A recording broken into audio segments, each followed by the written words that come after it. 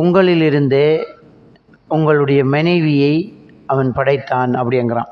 அதாவது ஆதம் அலைஹிஸ்ஸலாத்து வஸ்ஸலாம் அவர்களை முதல்ல படைச்சிட்டு அவருடைய விலா எலும்பிலிருந்து அவருடைய மனைவி ஹவ்வா அலைஹிஸ்ஸலாத்தை படைக்கிறான். பிறகு அந்த 2 பேரில் இருந்து ஆண்கள் பெண்கள் என பல்கி பெருகச் செய்தான். அதனால் ஆணிலிருந்து தான் பெண் படைக்கப்பட்டது என்றதை சொல்கிறான். இப்போ நாம் நினைக்கப்படா எந்த விலா எலும்பிலிருந்து என்ற மனைவி படைக்கப்பட்டாங்க அப்படி என்று இல்லை. அது ஒரு சிலாக்கள் மெருகூட்டி சொல்கிறது. அதாவது ஆதம் அலைஹிஸ்ஸலாத்துடைய விலா எலும்பிலிருந்து ஹவ்வா அலைஹிஸ்ஸலாத்தை படைத்தான். அதுக்கு பிறகு நம்ம என்ன செய்கிறோம், ஒரு நீர்த்துளியிலிருந்து படைக்கப்படுறோம் அப்படிங்கிறத நாங்கள் புரிஞ்சு கொள்ளணும்.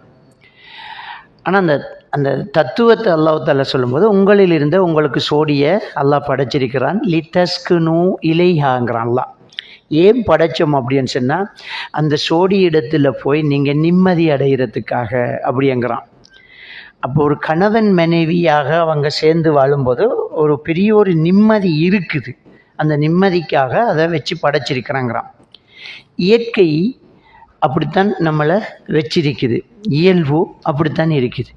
எந்த ஒரு உயிரை எடுத்தாலும் அது ஒரு சோடியோடு சேர்ந்துக்கிறத நாங்கள் பார்க்கலாம். ஒரு ஆண் மேலே பெண், பெண் மேலே ஆணுக்கு ஒரு தேவையை அல்லாஹ் தஆலா வச்சு படைச்சிருக்கிறான்.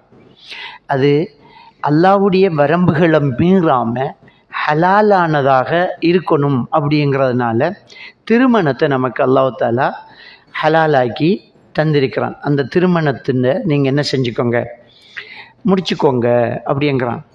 இந்த இளைஞர் சமுதாயத்தை அல்லாஹ் தஆலா அழைக்கிறான். புகாரியில் 974வது ஹதீஸ், யா மஅஷர ஷபாப் மன் இஸ்ததஅ மின்குமுல் பாஅத ஃபல்யதஸவ்வஜ். இளைஞர் சமுதாயமே, உங்களுக்கு சக்தி இருக்க முடியுமாக இருந்தால், உங்களுக்கு பாஅத்ண்டா என்ன, திருமணம் முடிக்கக்கூடிய ஆற்றல் உங்களுக்கு இருக்குமாக இருந்தால். ஒரு சிலர் சொல்லுவாங்க பாஅத்ண்டா வீடு இருக்கணும், அப்படி இல்லை. ஏன்னா நபிகள் நாயகம் ஸல்லல்லாஹு அலைஹி வஸல்லம் அவர்கள்ட்ட ஒரு நபித்தோழர் ஒரு பெண்மணி என்ன உங்களுக்கு நான் அர்ப்பணம் செய்கிறேனுங்கிறாங்க. நபிக்குரிய தனிச்சட்டம் என்னென்னா ஒலி சொல்ல தேவையில்லை. நபிக்கு நம்ம திருமணம் முடிக்கணும், ஒரு பெண்ணுக்கிட்ட தனியாக போய் முடிவு கேட்கப்படாது. அது விபச்சாரமாயிடும். நமக்கு ஒரு பெண்ணை பிடிச்சிருந்தால் அந்த பெண்ணோட வாப்பா கிட்ட தான் நாம் போய் என்ன செய்யணும், கல்யாணத்தை கேட்கணும். அந்த பெண்ணு வாப்பா கிட்ட சொல்லித்தான் மாப்பிள்ளையே கேட்கணும். ஆனால் நபிக்கு மட்டும் ஒரு சட்டம், ஒரு பெண்ணாக முன் நான் என்ன உங்களுக்கு அர்ப்பணிக்கிறேன் அப்படின்னு சொன்னால் அவர் தாராளமாக முடிச்சு கொள்ளலாம். ஆனால் அப்படி அர்ப்பணம் செய்த எந்த பெண்ணையும் ரசூலுல்லாஹி ஸல்லல்லாஹு அலைஹி வஸல்லம் திருமணம் முடிக்கவும் இல்லை. அனுமதி, ஆனால் ரசூலுல்லாஹ் அப்படி என்ன செய்யலை, முடிக்கலை. ரசூலுல்லாஹி ஸல்லல்லாஹு அலைஹி வஸல்லம் அவர்களுக்கு அந்த பெண்ணில் எந்த தேவையுமே இல்லை. அப்படியே மௌனமாக இருக்கிறாங்க. கொஞ்ச நேரம் அந்த பெண்ணும் அங்கே தான் நிற்கிறா. கொஞ்ச நேரம் கழிஞ்சு ஒரு சஹாபி எழுப்பினார், யார் ரசூலல்லாஹ், உங்களுக்கு அந்த பெண்ணில் எந்த தேவையும் இல்லாட்டி நான் அந்த பெண்ணை திருமணம் முடிக்க தயார் அப்படின்னோன்னா ரசூலுல்லாஹ் நிமிர்ந்து அந்த பெண்ணிட்ட மாப்பிள்ளையை பிடிச்சிருக்கான்னு கேட்குறாங்க. இப்போ நபி அவர் அல்லாஹ்வுடைய தூதர், நமக்கெல்லாம் என்ன இறை தூதர். நபி எந்த ஒரு பெண்ணுக்கும் ஒலியாக நின்று திருமணம் முடிக்கலாம். பாப்பா தேவையில்லை, அவரே நின்று ஒலியாக, அவரை விட நமக்கு ஒரு கார்டியன் இல்லை. அந்த பெண்ணுக்கிட்ட நபி அவங்க கேட்குறாங்க, நம்ம இந்த பையனை பிடிச்சிருக்குதா, இவரை பிடிச்சிருக்குதான்னு கேட்குறாங்க. அப்போ அந்த நபித்தோழர் அந்த பெண்மணி சம்மதிக்கிறாங்க. சம்மதித்த உடனே ரசூலுல்லாஹி ஸல்லல்லாஹு அலைஹி வஸல்லம் அவங்க அந்த மாப்பிள்ளைக்கிட்ட கேட்ட முதல் கேள்வி, மகர் கொடுக்கணுன்ட்டு என்ன இருக்குன்னு கேட்டாங்க. மகர் கொடுக்க என்ன இருக்குது? நம்மட ஆக்கள் எடுத்தால் போல சீதனம் தான் கேட்பாங்க. ரசூலுல்லாஹ் மகர் என்ன கொடுக்க போகிறாய் அப்படின்னு கேட்டாங்க. அவர் சொன்னார், வேட்டியை மட்டும்தான் உடுத்திக்கார், தோலை கூட துண்டு இல்லை, வெறுமையிலோட நிற்கார், வேட்டி மட்டும் இருக்கிறது இந்த ஒரு வேட்டி தான், கொடுத்தா எதை உடுக்கன்னு கேட்டாங்க. அப்போ ரசூலுல்லாஹி ஸல்லல்லாஹு அலைஹி வஸல்லம், என்னப்பா உடுத்த வேட்டிக்கு அடுத்த வேட்டி இல்லாத உனக்கெல்லாம் என்ன திருமணம் ஓடு அப்படின்னு சொல்லலை. அப்போ பாஅத்ங்கிறது திருமணம் முடிக்கக்கூடிய அந்த ஆண்மை அவர்கிட்ட இருக்குது. அதான் பாத். வேறு ஊடி இருக்கணும், பழம் இருக்கணும். அவன் அவளை கூட்டிக் கொண்டு எங்கேயாவது ஒரு இடத்துல வச்சு வாழ்க்கை நடத்துவான், அவனுக்கு சாப்பாடு கொடுப்பான், அதுக்கு பிறகு அவர் வீட்டை கட்டுவார், உழைப்பார், வாழ்ந்துட்டு போவார். எல்லாம் ரெடி பண்ணிட்டு தான் கல்யாணம் முடிக்கணுமென்றதில்லை. அவனுக்கு சக்தி இருந்தால் வாழ்ந்துட்டு போ. நீ தின்ற சாப்பாட்டோட இன்னொரு பிடி சாப்பாடு தான் அவனும் தேவை. பெண்ணு சம்மதிச்சா சரி. அப்போ அந்த பெண்ணு அங்கேயே நிற்கிறா. அவர்கிட்ட கேட்குறாங்க, ஏன்பா ஒரு இரும்பு மோதிரமாவது உன் குடும்பத்துக்கிட்டையாவது கேட்டுட்டு வாப்பா அப்படின்றாங்க. அப்போ இரும்பு மோதிரமாவதுண்டா ஆக ரொம்ப சீப்பான ஒரு நகை, அது 20 ரூபா 50 ரூபா 100 ரூபா அதான். அப்போ இவரும் அப்படியே ஓடுறாரு, தெரிஞ்ச குடும்பம் எல்லாம் ஓடி போய் இப்படி கல்யாணத்துக்கு பொண்ணொண்டு வந்தாச்சு, மகருக்கு ஏதாவது தாங்கன்னு கேட்டு அவர் குடும்பமும் அந்த நிலைமை தான் போல இருக்குது. அப்படியே வந்து நின்றார், அதுவும் இல்லைன்றார். பெண்ணு அங்கே தான் நிற்கிது, அதுக்கு என்னமாலும் கல்யாணம் முடிக்கணும். ரசூலுல்லாஹி ஸல்லல்லாஹு அலைஹி வஸல்லம் அவங்க கேட்குறாங்க, உனக்கு திருக்குர்ஆனில் எவ்வளவு மனப்பாடம், இன்னென்ன சூறா இன்னென்ன வசனம், இந்த சூறாவில் இந்த வசனம், இந்த சூறாவில் இன்ன வசனம்னு ஒரு லிஸ்ட்டு சொன்னார். அந்த பெண்ணுக்கிட்ட கேட்டார், இந்த திருக்குர்ஆன் வசனங்களை எல்லாம் உனக்கு கற்றுத்தருவதை மகராக பெற்று திருமணம் முடிக்க தயாராம்மான்னு கேட்டாங்க. ஆமாம் யா ரசூலல்லாஹ்ன்றாங்க. பெருமானார் ஸல்லல்லாஹு அலைஹி வஸல்லம் அவர்கள் திருமணம் முடித்து வைத்தார்கள். விளங்கிட்டா? அப்போ ரசூலுல்லாஹி ஸல்லல்லாஹு அலைஹி வஸல்லம் அவங்க புகாரியில் வரக்கூடிய ஹதீஸ், அதில் என்ன சொல்கிறாங்கண்டா, வாலிப சமுதாயமே உங்களுக்கு பாஅத் இருந்தால், சக்தி இருந்தால் திருமணம் முடிச்சு கொள்ளுங்க. ஃபஇன்னஹு அகப்பு லில் பஸர் வ அஹ்ஸனு லில் ஃபர்ஜ். திருமணம் என்பது பார்வையை தாழ்த்தச் செய்யும், கற்புக்கு பாதுகாப்பாக இருக்கும், அதனால் திருமணம் முடிச்சுக்கோங்கன்னாங்க. அந்த திருமணம் முடிக்க இயலாமல் நீங்கள் போனால் நோன்பு வைங்க அப்படின்ட்டு நபிகள் நாயகம் ஸல்லல்லாஹு அலைஹி வஸல்லம் அவங்க சொல்கிறாங்க. நோன்பு வைங்க அப்படிங்கிறாங்க. அப்போ ஒரு மனுஷனுக்கு தேவைகள் வரும், அப்போ தவறுகள் செய்யக்கூடாது, அதனால் நோன்பிரிங்க அப்படிங்கிறாங்க. அப்போ பெருமானார் ஸல்லல்லாஹு அலைஹி வஸல்லம் அவங்க என்ன செய்கிறாங்கண்டா, திருமணம் முடிங்க அப்படின்னு என்ன செய்கிறாங்க சொல்லி காட்டுறாங்க. 975வது ஹதீஸில் அடுத்த ஹதீஸ் நபிகள் நாயகம் ஸல்லல்லாஹு அலைஹி வஸல்லம் அவங்க சொல்லி காட்டுறாங்க, திருமணம் என்னுடைய சுன்னத்து, யார் என்னுடைய சுன்னத்தை வெறுக்கிறாரோ அவர் என்னை சார்ந்தவர் அல்ல அப்படிங்கிறாங்க. அப்போ நம்ம இந்த திருமணம் என்கிற ஒரு சுன்னத்தை நாங்கள் செய்யணும், அது வெறுக்கக்கூடாது.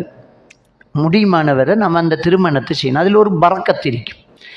அப்போ திருமணம் என்பதை யாரை திருமணம் முடிக்கணும் அப்படிங்கிற சட்டத்தையும் திருக்குர்ஆன் வசனங்கள் நமக்கு சொல்லி தருது. அதில் குறிப்பாக நம்ம யாரை திருமணம் முடிக்கக்கூடாது அப்படிங்கிறத நாங்கள் பார்த்தால் சூரத்துல் பக்கராவினுடைய 222வது வசனம், அந்த வசனத்தில் அல்லாஹ் தஆலா சொல்லி காட்டுறான், எந்த ஒரு மூமினான ஆண்களும் முஷ்ரிக்கான பெண்ணை திருமணம் முடிக்க மாட்டார், திருமணம் முடிக்க வேண்டாம். அவள் உன்னை ஆச்சரியப்படுத்தும் அளவுக்கு இருந்தாலும் சரி, அழகுல அந்தஸ்தில் உன்னை சும்மா பிரமிக்கிற மாதிரி இருந்தாலும் சரி, இணை வைக்கக்கூடிய அந்த பெண்ணை விட அடிமையாய் இருக்கக்கூடிய ஒரு மூமின் உனக்கு சிறந்தது. எந்த ஒரு மூமினான முஸ்லிமான பெண்ணும் இணை வைக்கக்கூடிய முஸ்லிம் அல்லாத ஆணை திருமணம் முடிக்க வேண்டாம். அவர் உங்களை ஆச்சரியப்படுத்தும் அளவுக்கு இருந்தாலும் சரியே, அவரை விட ஒரு மூமினான அடிமை உனக்கு சிறந்தது எப்படி என்று அல்லாஹ் தஆலா சூரத்துல் பக்கராவில் சொல்லி காட்டுறதை நாங்கள் பார்க்கலாம்.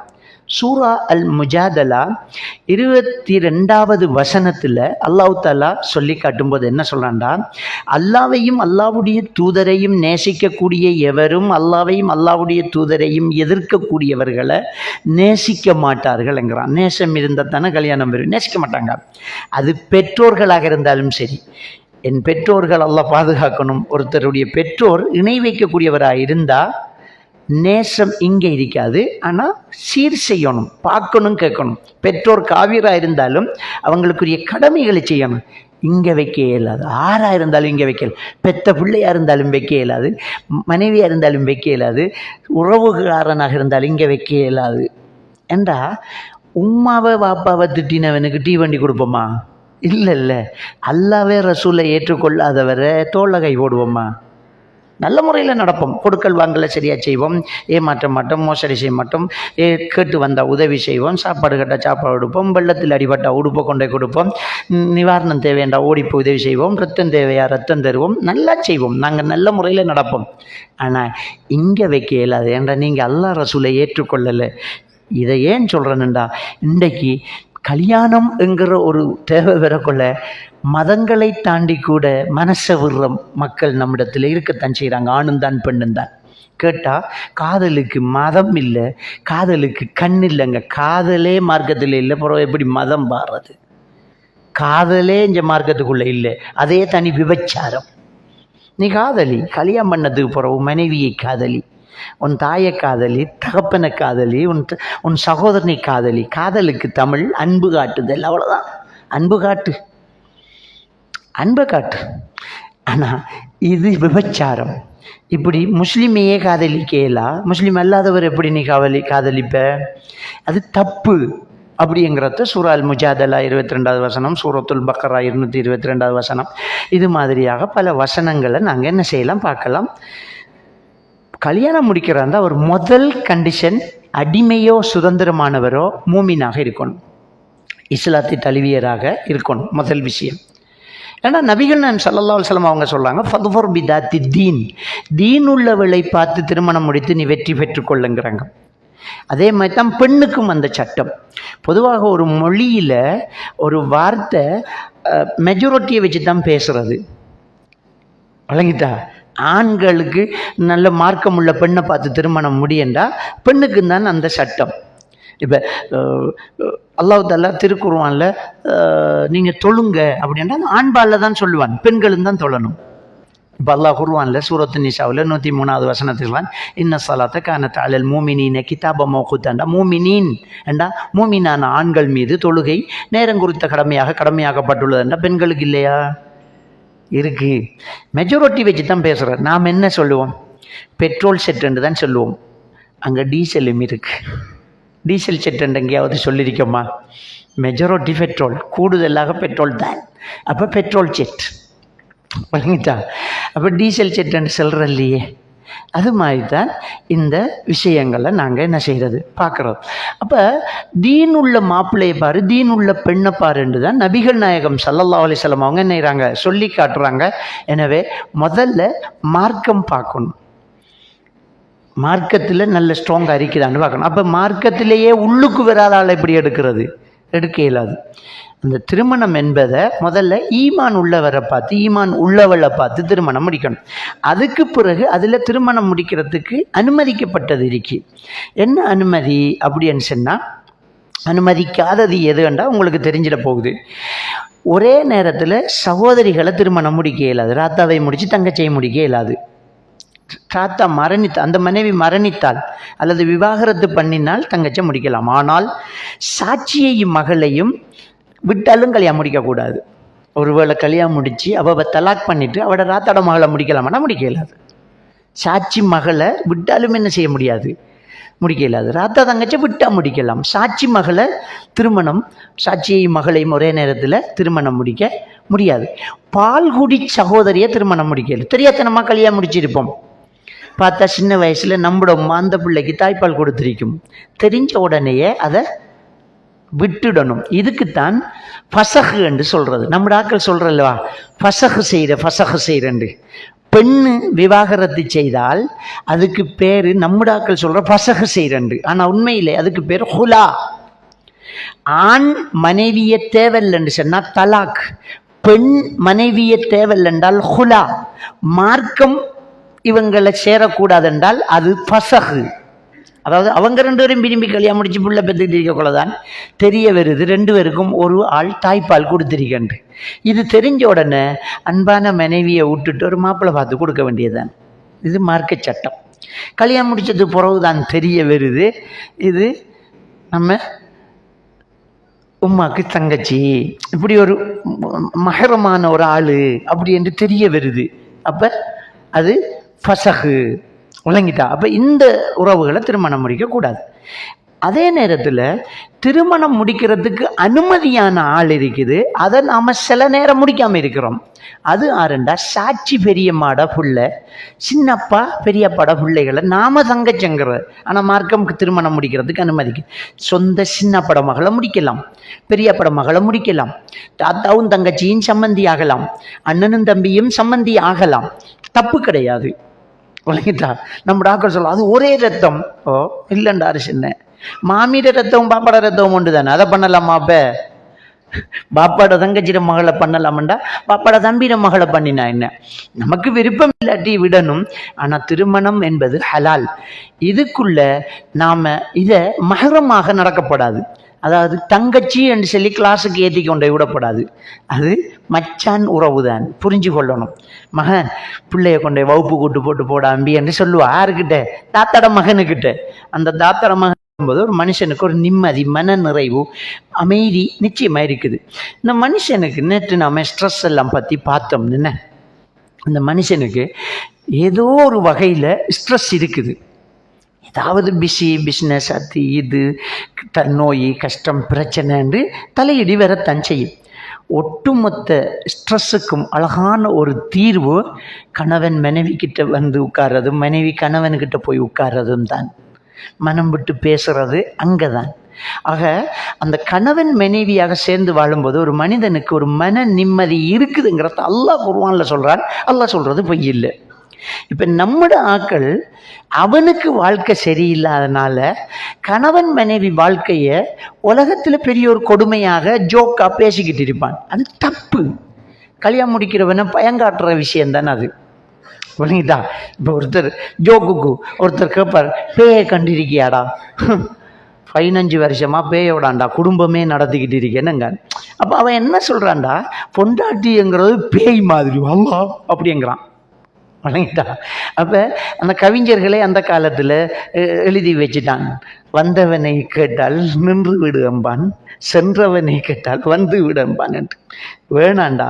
இல்லை, உண்மையாக ஒரு ஹஸ்பண்ட் ஒய்ஃப் நல்ல ஒற்றுமையாக மார்க்கப்படி இருக்கிறாங்கண்டா அவங்கள்ட்ட கேட்டு பாருங்க கல்யாணம் எப்படி என்று.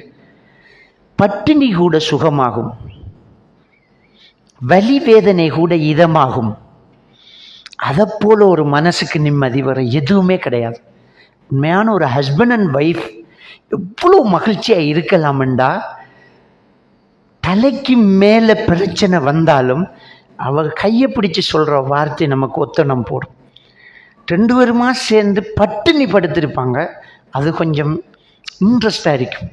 அந்த காலங்களில் இப்போ கூட இந்த ஹஸ்பண்ட் அண்ட் ஒய்ஃபாக இருக்கிறவங்க இப்போ வசதியாக இருக்கும், அப்போ கஷ்டப்பட்டு இருப்போம். அதை சொல்லி சொல்லி மகிழ்ச்சி அடையிறது. எப்படியெல்லாம் இருந்தோம், எவ்வளோ சந்தோஷமாக இருந்தோம்.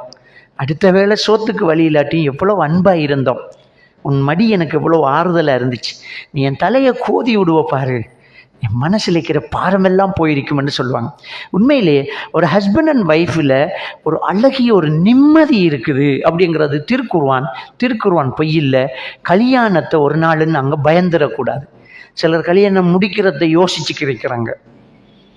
கல்யாணம்ங்கிறது உலகத்திலே ஆகப்பெரிய ஒரு இன்பமான ஒரு விஷயம் தான்.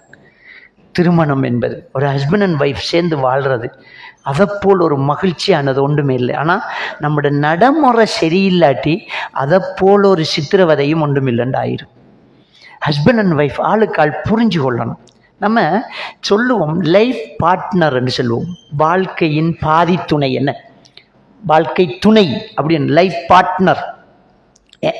லைஃப் பார்ட்னர்ண்டா நமக்குள்ள எந்த ஒரு வேறுபாடும் இல்லையே. நம்ம எவ்வளோ ஒற்றுமையாக இருக்கிறோம்.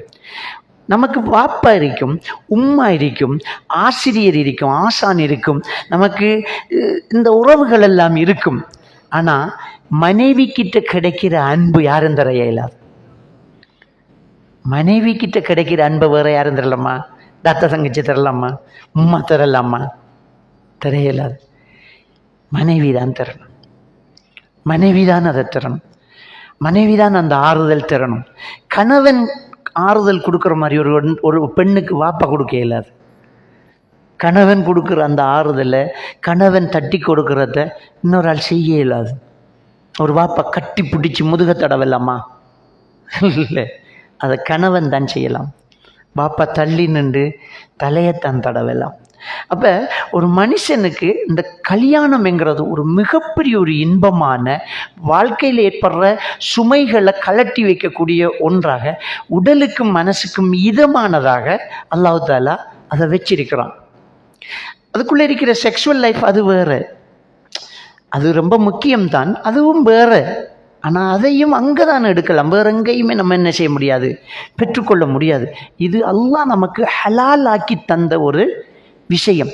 பாருங்க, பெருமானா ஸல்லல்லாஹு அலைஹி வஸல்லம் அவர்கள் பொய் சொல்றத கடுமையாக கண்டிக்கிறாங்க. ஆனால் ஒரு கணவன் மனைவியிடத்திலும் மனைவி கணவனிடத்திலும் பிரச்சனை வராமல் இருக்க பொய் சொன்னால் அது அல்லாஹ் தண்டிக்க மாட்டாங்கிறாங்க. இந்த இடத்துல பொய் சொல்லி சமாளிச்சு ஆகணுமெண்டா அந்த இடத்துல பொய் சொல்றதுக்கு அனுமதி இருக்கின்றால் இந்த கணவன் மனைவி உறவு ரொம்ப முக்கியமானது. இபிலிசே அவனுடைய சிம்மாசனத்தை ஆழ்கடலை வச்சிருப்பான். அவன் இந்த உலகத்தில் மக்களை வழிகெடுக்கிற ஜின்கள் ஷைத்தான்கள் எல்லாம் அவனிடத்துல போய் முறைப்பாடு சொல்லும், நான் இப்படி செஞ்சேன், நான் இப்படி செஞ்சேன் என்று. அதில் இந்த ஷைத்தான் போய் செல்லும், ஒரு புருஷன் பொண்டாட்டிக்கு இடையில பிரச்சனையை உண்டாக்கிட்டேன்.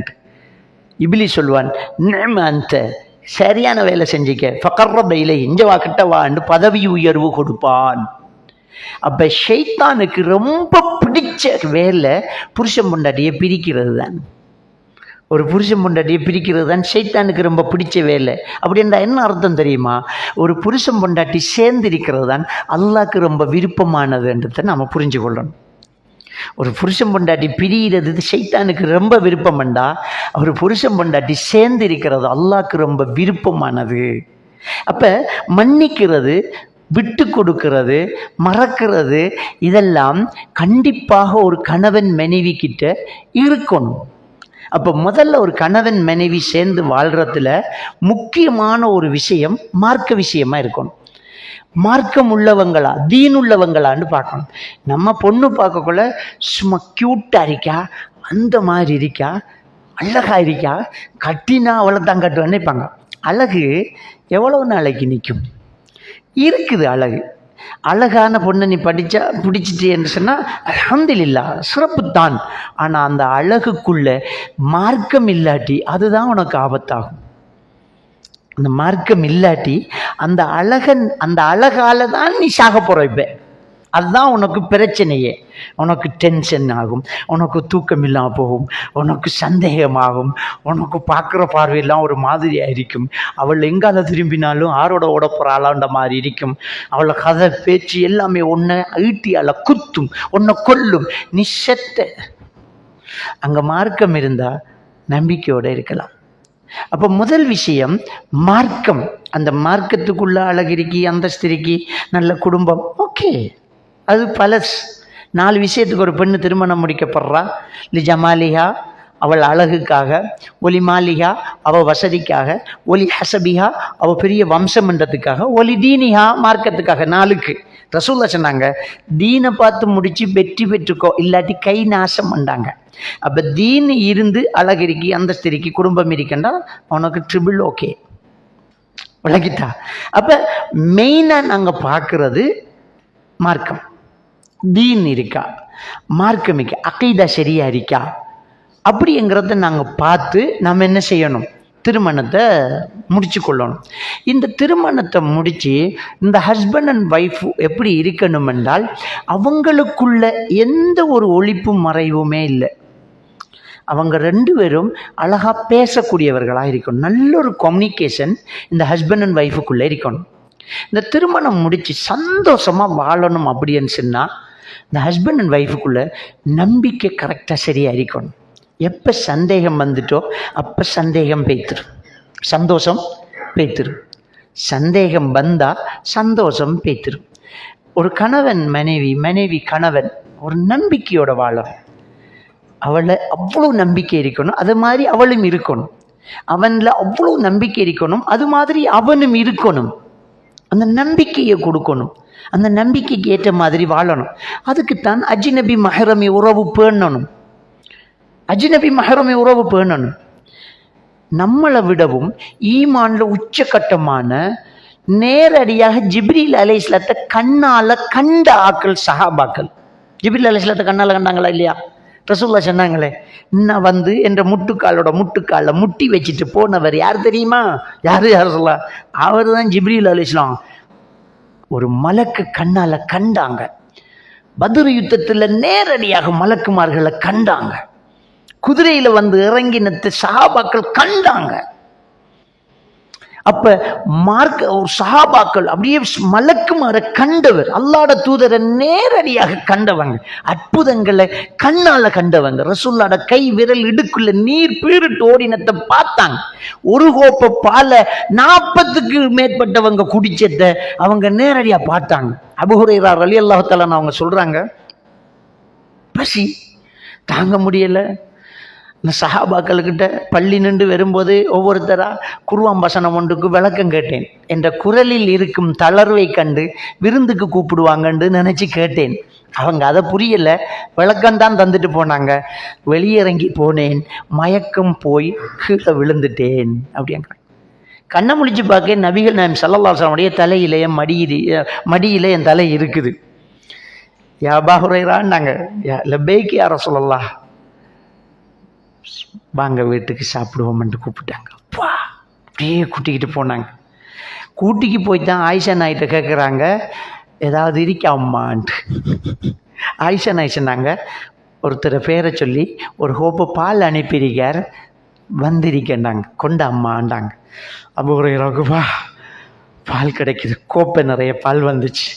இவ்வளவும் குடித்தாலும் என்ற பசி அடங்காதுன்னு நினைச்சார். இந்த கோப்பை பாலையும் குடித்தாலும் என்ற பசி அடங்காதுன்னு கேட்டார். ஆனால் ரசூலுல்லாஹ் என்ன சொன்னாங்க தெரியுமா? அப்படியே பள்ளியில் பக்கத்தில் தான் இவடத்தண்டா அவடத்தை பள்ளியில் திண்ணை தோழர்கள் உட்கார்ந்துருக்காங்க, அவங்களையும் பெற செல்லுங்கண்டாங்க. அபூ ஹுரைரா ரலியல்லாஹு தஆலா அவங்க சொன்னாங்க, எனக்கு இடி உளுந்துட்டு இருக்கிறதே எனக்கு போதாதுன்னு நினைக்கிறேன். அங்கே இருக்கிறாக்களே 40 பேருக்கு மேலே, அவ்வளோ பேரையும் கூப்பிட்றாரு இந்த மனுஷன், என்ன நடக்க போகுதோ? நபி சொன்னால் செய்யத்தான் வேணும்னு போய் அந்த அஸ்ஹாபு சுஃபாவை வாங்கப்பா ரசூலுல்லாஹ் வர சொல்லாங்கன்னா 50 பேரும் வந்துட்டாங்க. அவ்வளோ பேர் இருக்காங்க. கோப்பையில் மட்டும்தான் பால் இருக்கு. ரசூலுல்லாஹி ஸல்லல்லாஹு அலைஹி வஸல்லம் அவங்க பரக்கத்துக்கு அதில் என்ன செய்கிறாங்க, குடிக்கிறாங்க.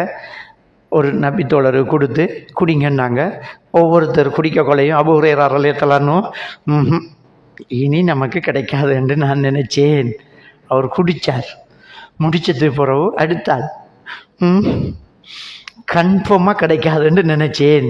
நான் கடைசியாக தான் இவர் அவ்வளோ பேரும் குடித்தது பிறகு எனக்கிட்ட வந்துச்சு, கோப்பை நிறைய பால் இருக்கு. குடித்தேன் குடிச்சா போதும் கொடுத்தேன். ரசூலுல்லாஹ் சொன்னாங்க, இன்னும் குடி என்னாங்க. போதும் யார சொல்லலாம், இன்னும் குடிப்பாண்டாங்க. நல்லா குடித்தேன் போதும் யார, இன்னும் குடி என்னாங்க. அதுக்கு மேலே முடியாது யார சொல்லலான்டேன். வாங்கி வீட்டுக்குள்ளே மனைவிக்கு கொடுத்து விட்டாங்க, குடிங்கன்ட்டு. இந்த அற்புதத்தை கண்ணால் கண்டாங்க. ஒரு கோப்பை பால் 40 பேருக்கு மேலே குடிச்சிட்டு வீட்டுக்குள்ளேயும் கொடுத்து விட்டதை கண்ணால் கண்டாங்க. இப்படி அற்புதங்களை கண்ட மலக்குமார்களை கண்ட உயிரோடு இருக்கும்போதே சொர்க்கம் என்று நன்மாராயணன் சொல்லப்பட்ட நபிமார்கள். அவங்க சொர்க்கவாதியை பார்க்கணுமா? அண்ணா செருப்பை தூக்கிட்டு தாடியால தண்ணி சொட்ட போறாரே, அவரை பாருங்கன்னாங்க ரசூலுல்லாஹ். ஒரு சஹாபி போறாரு, அவர் சொர்க்கவாதி என்னாங்க. ஒரு பெண்ணு, ஒரு கருப்பு பெண்ணு, சொர்க்கவாதியை பார்க்கணுமா? இந்த பெண்ணை பாரு என்றார் ஒரு சஹாபி. இன்னொரு சஹாபிட்டு, எப்படி சொல்ற? அந்த பெண்ணு நபிகள் நாயகம் ஸல்லல்லாஹு அலைஹி வஸல்லம் உங்கள்கிட்ட வந்து, யார சொல்லலாம், எனக்கு பிச்சு வரும், வலிப்பு வரும், கீழே விழுந்துருவேன், எனக்காக துஆ கேளுங்க யார சொல்லலாம்னாங்க. ஸல்லல்லாஹு அலைஹி வஸல்லம் அவங்க ஒரே வார்த்தை உடனே சொன்னாங்க, பெண்ணே, இன் சபர்த்தி ஒலைக்கில் ஜன்னா, பொறுமையாக இருந்தால் உனக்கு சொர்க்கம் கிடைக்கும், இல்லை என்றால் நான் துஆ செய்கிறேன், வருத்தம் குணமாகும், என்ன செய்ய என்று கேட்டதுக்கு அந்த பெண் சொன்னா, பொறுமையாகவே இருந்துக்கிறேன், எனக்கு சொர்க்கம் தான் தேவை. ஆனால் யார் ரசூலல்லாஹ் கீழே விழும்போது ஆடை விலகி அவுரத்து தெரியாமல் இருக்க துவா செய்யுங்கன்னாங்க. அந்த பெண்ணை இன்னொரு சஹாபிக்கு காட்டுறார், சொர்க்கவாதியை பார்க்கணுமா? அண்ணா போகிற பெண்ணை பாரு. இது முகத்தை மூட சொல்கிற வசனம் வர்றதுக்கு முன்னாடி அந்த பெண்ணை பாருனாங்க. இப்படிப்பட்ட அந்த சொர்க்கம், அவர் சொர்க்கம், உஸ்மான் சொர்க்கம், அபூபக்கர் சொர்க்கம், உமர் சொர்க்கம் என்று சொல்லப்பட்ட அந்த சஹாபாக்கள், மலக்குமாரை கண்டு அந்த சஹாபாக்களை பார்த்து ரசூலுல்லாஹி ஸல்லல்லாஹு அலைஹி வஸல்லம் சொன்னாங்க, ஒரு ஆணும் பெண்ணும் தனித்திருந்தால் மூன்றாவது ஷைத்தான் என்றாங்கண்டா. நாம எப்படி தனிச்சிருக்கிறேன்? அவ்வளவு பெரிய சஹாபாக்களுக்கே ரசூலுல்லாஹ் சொன்னாங்க, ஒரு ஆணும் பெண்ணும் தனிச்சிருக்க இயலாது, அஜ்னபி மஹரமை உறவு போகணும்ன்ட்டு. அப்படி சொர்க்கம் என்று சொன்னாக்களுக்கு ரசூலுல்லாஹ் சட்டம் போட்டாங்க, அந்நிய பெண்ணோட கதைக்கிற பேசுகிற கேளாது. 33வது அத்தியாயத்தினுடைய 32வது வசனம் சொல்லுது பெண்களை பார்த்து. அந்த சஹாபாக்களுக்கு நேரடியாக இறங்கி நமக்கும் வந்தது. வலா தஹ்பஅன பில் கவுல், பெண்களே அந்நிய ஆண்களிடம் குலைந்து குலைந்து பேச வேண்டாம் என்ற நமக்கும் பட்டு. எனவே மார்க்கம் இருக்கணும், அஜ்னபி மஹரமி பேணணும், நமக்கு நம்பிக்கை வரணும், நம்ம சந்தோஷமா இருக்கணும். இதுதான் அந்த ஹஸ்பண்ட் அண்ட் ஒய்ஃப். மகிழ்ச்சியா இருக்கும், சந்தோஷமா இருக்கும், இதமா இருக்கும். கஷ்டம், கடன், பிரச்சனை, தொழில கஷ்டம், அடுத்த நேரத்துக்கு சாப்பாட்டுக்கு வழி இல்லை, கஷ்டம், ஆனா மகிழ்ச்சி, ஆனா சந்தோஷம், ரொம்ப இன்பம். அந்த கனவு மனைவி தோல்ல சாஞ்சி கையை பிடிச்சுக்கிட்டே ஆறுதல் ஆளுக்கால் சொல்லிக்கிட்டே இந்த உலகத்தை சுவைச்சுக்கிட்டே இருக்கலாம். அவ்வளவு இன்பம் இருக்கு. 4 பேருக்கு நம்ம கஷ்டத்தை சொல்லக்கூடாது. அது எதுக்கு சொல்லணும்? அல்லாஹ் தஆலா அடுத்தவன்கிட்ட கஷ்டத்தை சொல்றவனை அப்படியே வச்சிருவாங்கிறாங்க ரசூலுல்லாஹி ஸல்லல்லாஹு அலைஹி வஸல்லம். அடுத்தவன்கிட்ட கஷ்டத்தை சொல்றத அப்படியே வச்சிருவான். திருப்தியா தின்னாட்டியும் அல்ஹம்துலில்லாஹ். நான் சாப்பிட்டது சாப்பிடாது திங்காது பட்டணி படுத்த உனக்கு எதுக்கு, எப்படி பாயிருக்க, அல்ஹம்துலில்லாஹ் அல்ஹம்துலில்லாஹ் நல்லா இருக்க. இது நம்மக்கிட்ட இல்லை.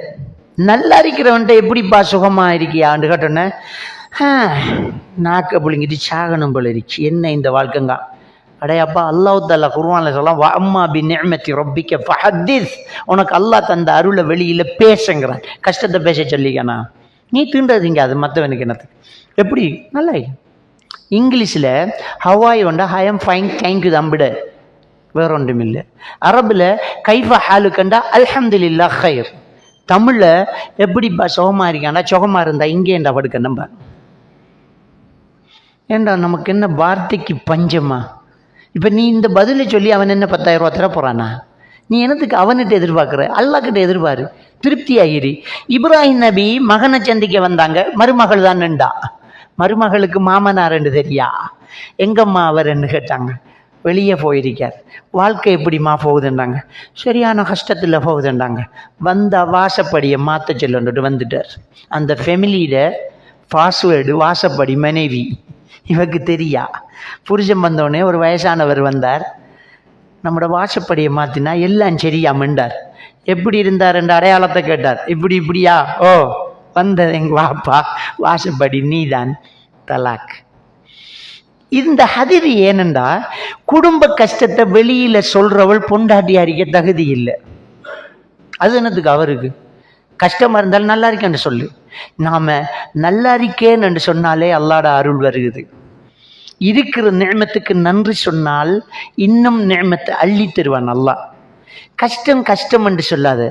கண்ணில் பார்வை இருக்கி, மூக்கில் சுவாசம் இருக்கி, நாக்கில் சுவை இருக்குது, வயிற்றில் எல்லாமே சீராக இயங்குது, உறுப்புக்கள் எல்லாம் சரியாக இருக்குது, கையால் பிடிக்க முடியுது, காலால் நடக்க முடியுது. இதுக்கு மேலே என்ன வேணும் உனக்கு? அருள். நம்ம டாக்டர் சொல்லுவாங்க, காலையில் எழும்பி மூட்டை சுமந்தாத்தான சோறு என்ன தான் அல்லாஹ் மூட்டை சுமக்க முதுக தந்தது அல்லாஹ் தான்டா. அதை தூக்குற பலத்தை தந்தது அல்லாஹ் தான். அல்லாஹ் மட்டும் அருள் செய்யலைன்னா உன்னால மூட்டை என்ன சோப்பின் பேக்க தூக்க முடியுமா? இழுத்து கிடக்கும் உனக்கு. அப்ப அல்லாஹ்வோட அருளுக்கு நன்றி செலுத்தணும். இருக்கிற நிஅமத்தை வெளியில பேசணும். அம்மா பி நிஅமத்தி ரப்பிக்க ஃபஹத்திஸ், அல்லாஹ் உனக்கு தந்த அருளை வெளியில பேசு. கஷ்டம் பேசக்கூடாது. ஒரு ஹஸ்பண்ட் அண்ட் ஒய்ஃப் அவங்களுக்குள்ள இருந்து மற்றவங்கக்கிட்ட சிலாக்கள் அந்த கதைக்கக்குள்ள எப்படி கதைக்கிறேன்டா, அந்த பிரச்சனையை கதைச்சா இவர் ஏதாவது தெருவாரண்டு எதிர்பார்த்து கதைக்கிறேன்.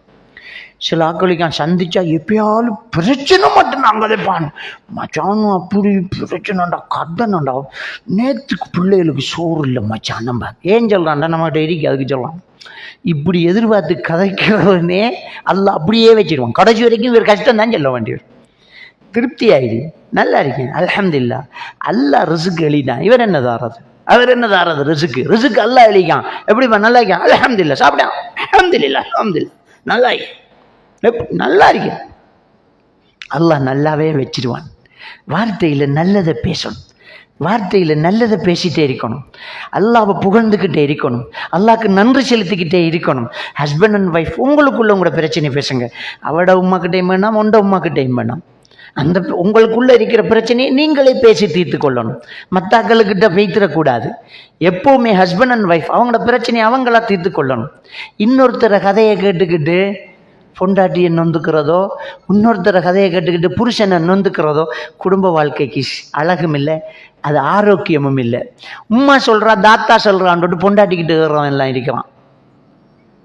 பொண்டாட்டியை குட்டிக்கு உம்ரா போகிறதுக்கு எல்லாம் ரெடியாக இருப்பான். உம்மா சொல்லுவா அறிவிரிக்கா உனக்கு சும்மா போச்சா 5 லட்ச ரூபா காசு எக்ஸ்ட்ரா செலவழிக்க போகிறேன், உன்னை கல்யாணம் பண்ணாட்டி இவ உம்ராக்கா நினைக்கிற நுவரலியாக்கு போவாவா, இவ சும்மா காசு போட்டு செலவழிக்கானே, நீ மட்டும் போயிட்டு வாடா. ப்ரோக்ராம் கேன்சல், ஆரகதையை கேட்டு கேன்சல். உம்மாவை மதிக்கணும், உம்மாவுக்கு சீர் செய்யணும். ஆனால் உம்மாட கதையை கேட்டு பொண்டாட்டியை மிதிக்கப்படாது. சிலர் வெளிநாட்டுக்கு போய் உம்மாவுக்கு காசு அனுப்புகிற, உம்மாவுக்கு 20,000 ரூபா வீட்டை கூடங்கிற. கல்யாணம் முடித்தா உண்ட லைஃப் பார்ட்னர் பொண்டாட்டிக்கு காசு அனுப்பி உம்மாவுக்கு கொண்டு போய் கொடுக்க சொல்லணும். அவன் தான் புருஷன் பொண்டாட்டி. இது யாருக்கு காசு அனுப்புகிறான்? தாத்தாக்கு காசு அனுப்புகிற, மச்சான் கொண்டாந்து காசு கொடுக்குறவள் என்ன அடிமையாக எடுத்தா மனைவியாக எடுத்தா? உனக்கு அடிமையா மனைவியா? பிள்ளை பெக்கிற மிஷின் அவளே. ஒரு அன்பு இல்லை, ஃபோனில் கதைக்கிறல்ல. உம்மா கிட்ட அரமணத்தையெல்லாம் கதைக்கான், பாப்பா கிட்ட அரமணத்தையும் கதைக்கான், மச்சானுக்கிட்ட அரமத்தையும் கதைக்கான், பொண்டாட்டிக்கிட்ட போல் எடுத்து ஆளுவங்க கூட கவரேஜ் இல்லை வெய்யங்கான். என்னடா இது? பொண்டாட்டிக்கிட்ட கவரேஜ் இல்லை. பொண்டாட்டி என்ன துண்டியா சாப்பிட்டியா பிள்ளைல என்ன என்ன? இதுக்கு முன்ன கல்யாணம் கட்டியக்குள்ள இப்படி கதைச்ச நீ? போன வைக்க விட்டியா நீ? கதைக்க ஒன்றுமில்லைன்றதுக்கு மூச்சையாவது விடு கேட்டுக்கிறீங்கன்றல்வா? இப்போ என்ன கதைக்கலாமான? அப்போ ஹஸ்பண்ட் அண்ட் ஒய்ஃப் எப்பவுமே தனி. தாயை மதிக்கணும், ஆனால் மனைவிக்கு இருக்கிற உரிமை அங்கே இல்லை, தாக்கிட்ட இல்லை. ரசூலுல்லாஹி ஸல்லல்லாஹு அலைஹி வஸல்லம் அவங்க உயிரை விட்டது மகள மடியில் இல்லை வாப்பா, பொண்டாட்டிற மடியில் தான். அந்த கனவு மனைவிக்கு இருக்கிற அந்தஸ்து தனி, அது வேறு. நம்ம மௌத்தானா உம்மா இதாக இருக்கிறல்ல, பொண்டாட்டி தான் இதாக இருக்கிற. ஒத்த விஷயம் விளங்கினா சரி. நம்ம மௌத்தானா உம்மாவா இதாக இருக்கிற, நம்மளோட ராத்தாவா இதாக இருக்கிற, நம்மளோட மகளா இதாக இருக்கிற, நம்மளோட மனைவி தான் இதாக இருக்கணும். அவளு தான் அதை அனுபவிக்கிறாள், அவளுக்குத்தான் அனுமதி துக்கம் அனுஷ்டிக்கிறதுக்கு. ரசூலுல்லாஹி ஸல்லல்லாஹு அலைஹி வஸல்லம் அவங்க சொல்றாங்க, எவருடைய மரணத்துக்கும் எவரும் 3 நாளுக்கு மேல் துக்கம் அனுஷ்டிப்பது அனுமதி கிடையாது. கணவனுக்காக மனைவி 4 மாசம் 10 நாள் துக்கம் அனுஷ்டிப்பதை தவிரண்டாங்க. அவளுக்கு மட்டும்தான் அந்த துக்கம் இருக்கண்டா. ஒன்னு அவள் நேசிக்கிற மாதிரி யாரும் நேசிக்கலைங்கிறத விளங்கணும். அந்த மனைவிக்குரிய அந்தஸ்தை நாம கொடுக்கணும். அப்போ ஒரு ஹஸ்பண்ட் அண்ட் ஒய்ஃபா நம்ம வாழ்க்கை துணையா எடுத்துக்கிட்டோம்டா, நீ எங்கிருந்து வந்த வழி? பிச்சைக்கார குடும்பம், சோத்துக்கு வழி இல்லாத ஒன்று நான் கல்யாணம் பண்ணி வச்சிக்கேன், என்னடி இந்த கதை கதைக்கிறா? அந்த கல்யாணம் கண்ணப்படா. இல்லாத பொண்ணு எடுக்கிற, சீதனம் இல்லாமல் வறுமையான பொண்ணு எடுக்கிறேன்னு சொல்லிப்பட்டு மற அதை குத்தி காட்டப்படா. அவள் உனக்கு சீமாட்டி, அவள் தான் உனக்கு தலைவி, அவள் தான் இல்லத்து அரசு, அவள் தான் உனக்கு வாழ்க்கை துணை. உன் பிள்ளைய பெக்கிறதுக்கு செத்தவள் அவள். நீ உள்ளுக்கே வரல, வெளியில் நின்றுட்ட. உன் பிள்ளைய பெக்கிறதுக்கு செத்தவள். தலையை திறந்துக்கு ரோட்டுக்கு போகாத நம்முடைய மனைவி நம்ம குழந்தையை பெத்தெடுக்கிறதுக்கு இன்னொருத்தன் கை வைக்காத இடத்த கை வைக்கும்போது வெட்கித்து செத்தவள் அவள்.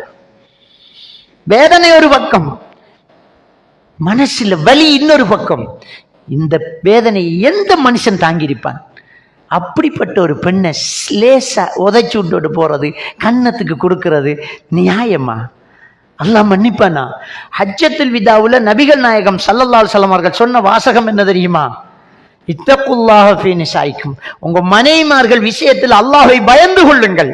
ஃபஇன்னகும் அகதுமுஹுன்ன பிஅமானத்தில்லாஹ், அவர்களை நீங்கள் அல்லாஹ்விடம் அமானிதம் சொல்லி எடுத்திருக்கின்றீர்கள்.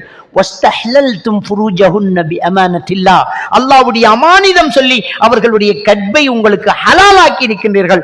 அல்லாஹ்வை பயந்து கொள்ளுங்க. நீங்க சாப்பிட்டா சாப்பாடு கொடுங்க, உடுத்தா உடை கொடுங்க, அப்படி என்று நபிகள் நாயகம் ஸல்லல்லாஹு அலைஹி வஸல்லம் அவர்கள் சொல்லி காட்டினாங்க.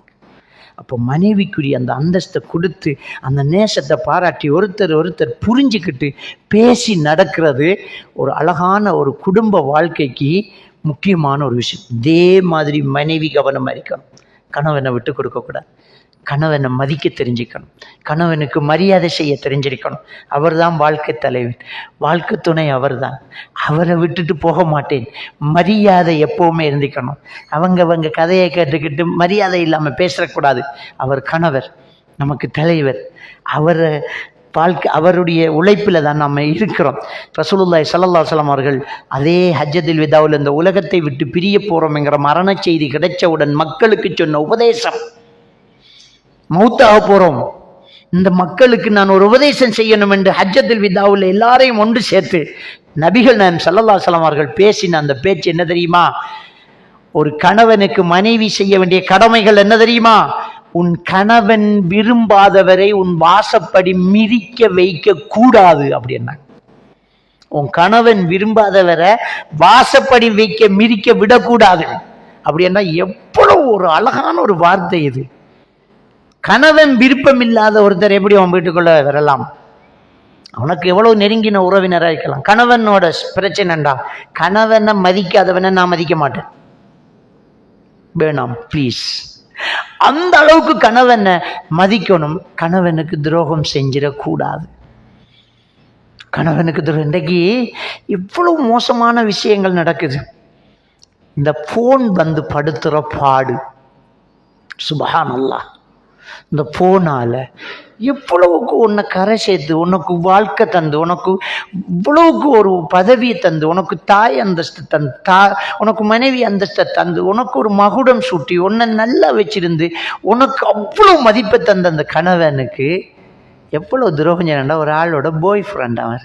இன்றைக்கு அந்த முதல் லவ்வர் மறுவா பாய் ஃப்ரெண்ட் கேர்ள் ஃப்ரெண்ட், இப்போ ரெண்டுக்கும் இடையால கிறிஸ்டியன். இப்போ புதுசா விளங்கிட்டா?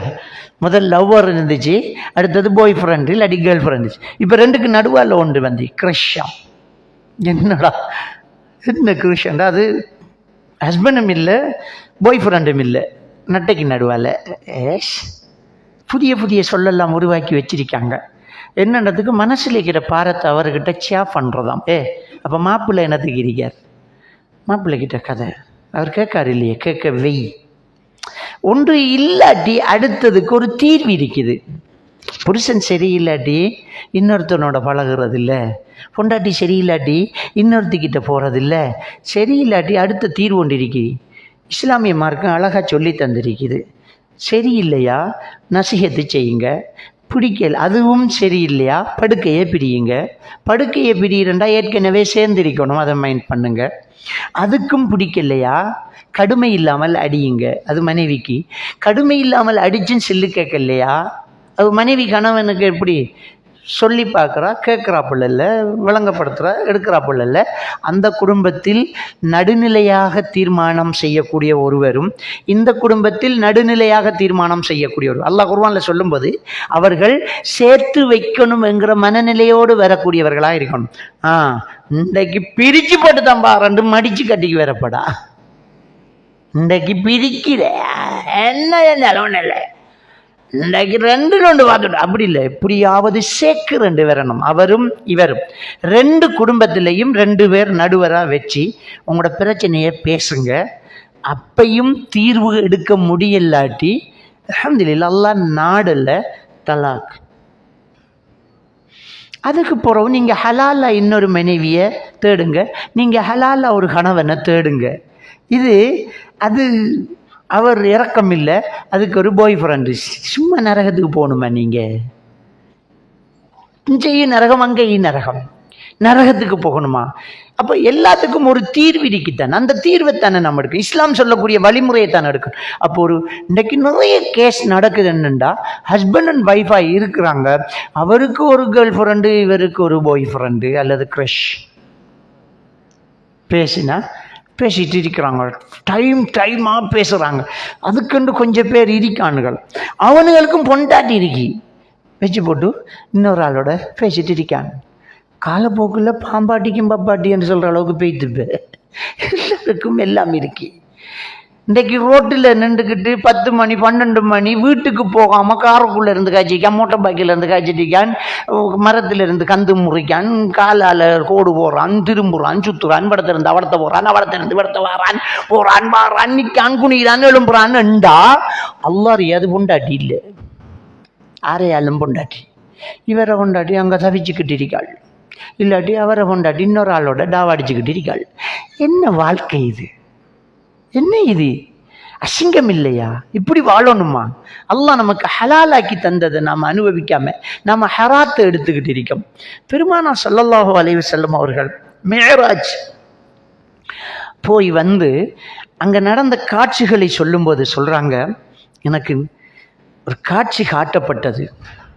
ஒருவருக்கு பக்கத்தில் அழுகி போன துர்நாற்றம் எடுக்கக்கூடிய ஒரு இறைச்சி கட்டி கிடக்குது. அழகான மணமான ஒரு இறைச்சியும் இருக்குது. அவர் அந்த துர்நாற்றத்தை சாப்பிட்டுட்டு இருக்கார்.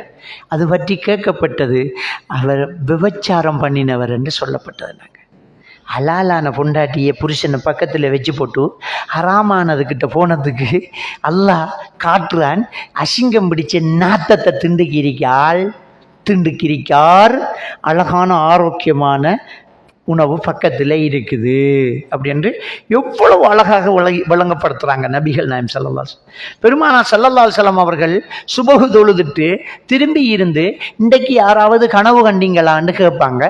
கனவு கண்டா கனவை கேட்டு அதுக்கு விளக்கம் சொல்லுவாங்க. கனவு பலன் அல்லாஹ்வுடைய தூதருக்கு மட்டும்தான் சொல்ல முடியும், வேற ஒருத்தருக்கும் சொல்ல முடியாது. ஒரு நாள் கேட்டாங்க, ஒருத்தரும் கனவு சொல்லலை. ரசூலுல்லாஹி ஸல்லல்லாஹு அலைஹி வஸல்லம் அவர் சொன்னாங்க, நான் இன்று ஒரு கனவு கண்டேன் ஒன்று, பெரிய சம்பவம் சொன்னாங்க. என்ன ஜிப்ரீல் அலைஹிஸ்ஸலாம் மீகாயில் 2 பேர் வந்து என்ன கூட்டிக்கிட்டு போனாங்கன்னு சொன்னாங்க. கடைசியில் அவர் ஜிப்ரீல் வேறு மீகாயிலுங்கிறாங்க. அதில் ஒரு பெரிய சம்பவம், அதில் ஒரு சம்பவம் சொல்கிறாங்க. ஒரு அடுப்பு, அதில் ஒரு சட்டி, அதனுடைய அடி அகலமாகவும் நுனி ஒடுக்கமாகவும் இருந்தது. நிர்வாணமாக அதில் ஆண்களும் பெண்களும் துடிச்சு கொண்டிருந்தார்கள். நெருப்பு உயர்த்தப்படும், திருச்சி வெளியில் விழ பார்க்கும்போது நெருப்பு அணைக்கப்படும், மீண்டும் நெருப்பு உயர்த்தப்படும், வேதனை செய்யப்பட்டு கொண்டிருக்கின்றார்கள். இவர்கள் கியாமத் நாள் வரைக்கும் இந்த தண்டனை அனுபவிக்கிறார்கள், கபருடைய வேதனை. யார் இது என்று கேட்கப்பட்டது. அப்ப அந்த மலக்கு சொன்னார், இவர்கள் தான் விபச்சாரம் செய்தவர்கள். விபச்சாரம் என்பது உடலால் மட்டுமல்ல, குரலாலும் தான். என்னத்துக்கு வலிஞ்சு பேசுற, என்ன உனக்கு பிரச்சனை? அவன் பொண்டாட்டிட்டு போவேன்னப்பா, பொண்டாட்டிட்ட கதையை என்னத்துக்கு வலிஞ்சவன் புருஷன்ட்ட கதையை என்னத்துக்கு தேவையில்லாமல் ஒரு ஆளுக்கிட்ட கதைக்கணும். கியாமத்து நாள் வரைக்கும் இந்த நெருப்பில் வேகிறதுக்கா? இவ்வளோ பெரிய ஒரு தண்டனைக்குரிய ஒரு விஷயம் இது. இது புரியாமல் இந்த சமுதாயத்துக்குள்ள இது நடந்துக்கிட்டே இருக்குதே. இதுக்கு தான் அல்லாஹ் நமக்கு ஹலால கல்யாணத்தை தந்திருக்கிறான். திருமணம் முடிச்சுக்கோ. எதுக்கு இந்த நாசமான வேலை, அசிங்கமான விஷயத்தை எதுக்கு நாம் செய்யணும்? இது ஆரோக்கியமானதா? அப்போ நாங்கள் இந்த விஷயத்தில் ரொம்ப கவனமாக இருக்கணும். அஜ்னபி மஹரமி உறவு பேணணும், நமக்குள்ள ஒற்றுமை இருக்கணும். அடுத்தவங்களுக்கு நம்மளோட குறைய சொல்லக்கூடாது, குடும்ப பிரச்சனையை வெளியில் கொண்டு போகக்கூடாது. ஒரு கணவன் மனைவி அவங்களே அவங்களோட பிரச்சனையை தீர்த்துக்கக்கூடியவர்களாக இருக்கணும். அதான் ஒரு பாசமுள்ள ஒரு சுகமான ஒரு வாழ்க்கை. உண்மையிலே இந்த திருமண வாழ்க்கையில் இருக்கிற சுகம், அதை அழகாக வாழ்ந்து அனுபவிச்சிருக்கு தான் தெரியும். எவ்வளோ இன்பம் தெரியுமா, எவ்வளோ ஆறுதல் தெரியுமா.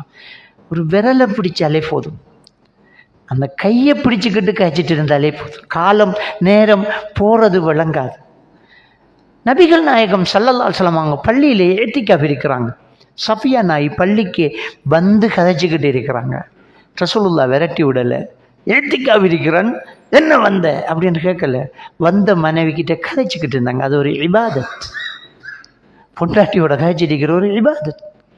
எப்படி வேணுமெல்லாம் கதைச்சிட்டு நீ எவ்வளவு அன்பாக கதைக்கலாமா கதை, ஆசையாக கதைக்கலாமா கதை, இன்பமாக கதைக்கலாமா கதை, நகைச்சுவையாக கதைக்கலாமா கதை. ரசூலுல்லாஹ் மனைவிமார்கள்ட்ட நகைச்சுவையாக பேசுவாங்க. நம்ம சாதி போலீஸ்காரன் பேசுகிற மாதிரி பேசுகிறோம். என்ன ரசூலுல்லாஹி ஸல்லல்லாஹு அலைஹி வஸல்லம் அவங்க பள்ளியில் தொழணும், ஏத்திக்காஃப் இருக்கிறாங்க.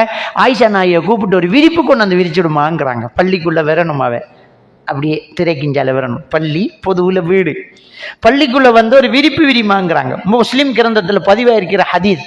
அப்போ ஆயிஷா நாய் சொன்னாங்க, நான் மாத வேலை கூட இருக்கிறேன். ரசூலுல்லாஹி ஸல்லல்லாஹு அலைஹி வஸல்லம் அவங்க நகைச்சுவையாக பதில் சொன்னார்கள். மாத விளக்கு இருந்த பரவாயில்ல, வந்து விரிச்சுடன்றத எப்படி நகைச்சுவையாக சொன்னாங்க தெரியுமா? மாத விளக்கு கையிலையா இருக்குது, வந்து விரிச்சிட்டு போனாங்க. மாத விளக்கு என்ன கையிலையா இருக்குது, கையால் கொண்டு வந்து விரிச்சிட்டு போகிறாங்க. அவங்க சிரிச்சுக்கிட்டாங்க. உம்மு சலமா ரலியல்லாஹு தஆலா சொல்கிறாங்க, ஒரு கோப்பையில் 2 பேரும் தண்ணி வச்சு குளிச்சுக்கிட்டு இருந்தோம். அல்லாஹ்வுடைய தூதர், ஒரு நபி, எப்படி கட்ஸானவர், ஒரு தளபதி, ஒரு தலைவர், ஒரு மன்னர், நபிகள் நாயகம் ஸல்லல்லாஹு அலைஹி வஸல்லம். உம்மு சலமா ரலியல்லாஹு சொல்லாங்க, ரசூலுல்லாஹ் தண்ணி அள்ளும்போது எனக்கு அள்ளுவாங்களாம். சின்ன பிள்ளைகள் சண்டை பிடிக்கிற மாதிரி. நான் எனக்கு அள்ளுவேன், அவர் எனக்கு அள்ளுவார். 2 பேரும் சண்டை செய்து சந்தோஷம் அடைந்தோம்னாங்க. எங்க இருக்கு நம்ம கிட்ட அது? ஏன் சண்டை செய்ய மாட்டேங்கிறோம்? மகிழ்ச்சியா இருக்கணும். நபிகள் பெருமானார் ஸல்லல்லாஹு அலைஹி வஸல்லம் மனைவி கிட்ட அப்படி நகைச்சுவையாக பேசுறாங்க, மகிழ்ச்சியா பேசுறாங்க. இவ்வளவு அழகான ஒரு அற்புதமான ஒரு வாழ்க்கை. ரசூலுல்லாஹி ஸல்லல்லாஹு அலைஹி வஸல்லம் அவர்கள் பயணம் போகும்போது ஆயிஷா நாயிட்டு ஓட்டப்பந்தயம் வச்சு பார்ப்போமான்னு கேட்டாங்க. ஆயிஷா நாய் வச்சுருவோமே அப்படின்னாங்க.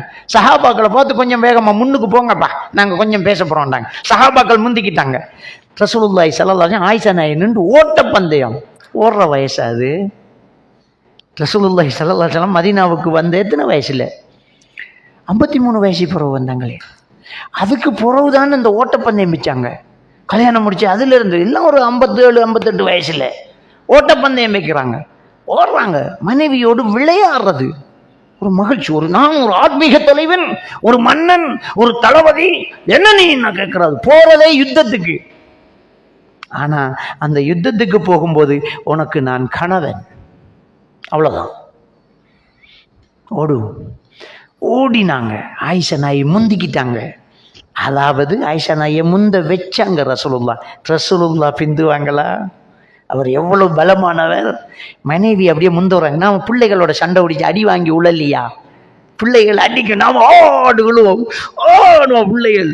அது மகிழ்ச்சி. பிள்ளைகிட்ட அடி வாங்கி உழுவுறது ஒரு மகிழ்ச்சி. மனைவி கிட்ட தோத்துப்பார், அவள மகிழ்ச்சி நமக்கு மகிழ்ச்சி. ஆயிஷா நாயி நான் வின் பண்ணிட்டேன், நான் வெத்திட்டேன், நான் வந்துட்டேன், நான் சந்தோஷப்படுறேன்றாங்க. ரசூலுல்லாஹி ஸல்லல்லாஹு அலைஹி மனைவியின் மகிழ்ச்சியை பார்த்து மகிழ்ந்தார்கள்.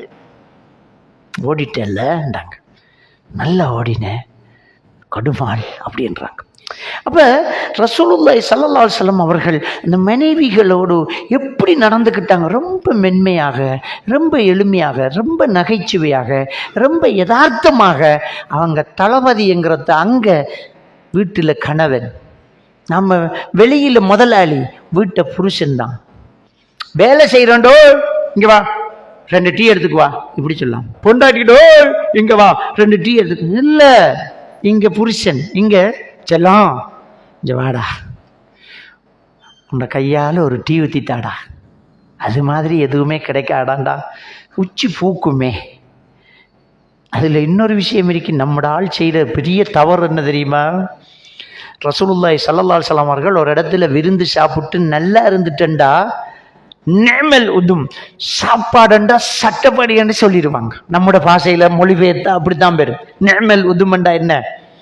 சாப்பாடுண்டா அந்த மாதிரி இருக்குது, அழகா இருக்குது என்று சொல்லுவாங்க. நல்லா இல்லாட்டி ஒன்றும் சொல்ல மாட்டாங்க, நல்லா இல்லைன்னு சொல்ல மாட்டாங்க.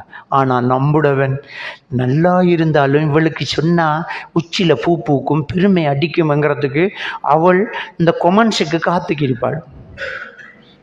2 நாளாக ரெடி பண்ணி ஒரு ஒரு ஒரு டிஃபன் ஒன்று, ஒரு சாப்பாடு ஒன்று ரெடி பண்ணி வைப்பாள். ஃபுல்லாக ஃபேஸ்புக்கில் பார்த்து, அதில் பார்த்து, யூடியூப்பில் பார்த்து, கூட்டாளிக்கு கோல் எடுத்து எப்படி என்று கேட்டு முதல் முட்டையை அடி, மாவை அடி, அது செய் இது செய், இப்போ அவனை சரியா வெய், இப்போ வெய்யொண்டு பெரிய ஆன்லைனில் நின்று பெரிய ஒரு சாப்பாடு ஒன்று செஞ்சு புருஷன் விரட்டி அவள் திங்கிறதுக்கு எனக்கு இவ்வளவு நேரம் வெயிட் பண்ணேன். ராவுல இருந்து தொடங்கி 12 மணி வரை செஞ்சு விறுவிறுத்து எடுத்து வச்சு ஃபெஸ்ட்டுக்கு ஒரு துண்டு பாப்பாவுக்கு கொடுத்து, பாப்பா சூப்பர்மா, இது போதும், இன்னொரு காக்காவுக்கு கொடுத்து பாப்பா, நானா கொஞ்சம் நானா இதை திண்டுடா எப்படி ஆயிருக்கோன்னா, சூப்பரி எந்த கடையில் ஆர்டர் பண்ண? ஓடரா நான் செஞ்சது ஆனோம் ஓ அப்படின்றான். இப்போ கடைசி காமெண்ட்ஸ் புருஷன் அவர் வருவார், அப்படியே கொண்டாந்து என்ன இது அப்படின்னு சாப்பிட்டு பாருங்க, தின்னு அவ்வளவுதான். நஞ்சு குடிக்கணும் போல இருக்கும். ஏண்டாப்பா நல்லா இருக்கின்ற ஒரு வார்த்தை சொன்னா என்னடாப்பா? உண்மையாக நல்லா இருந்தால் நல்லா இருக்கேன்னு சொல்லணும், இல்லாட்டி பேசாமாவது இருக்கணும். சரி நம்மளோட பொண்டாட்டி தானே, பொய்யாலும் செல்லலாம் தானே நல்லா இருக்கேன்ட்டு.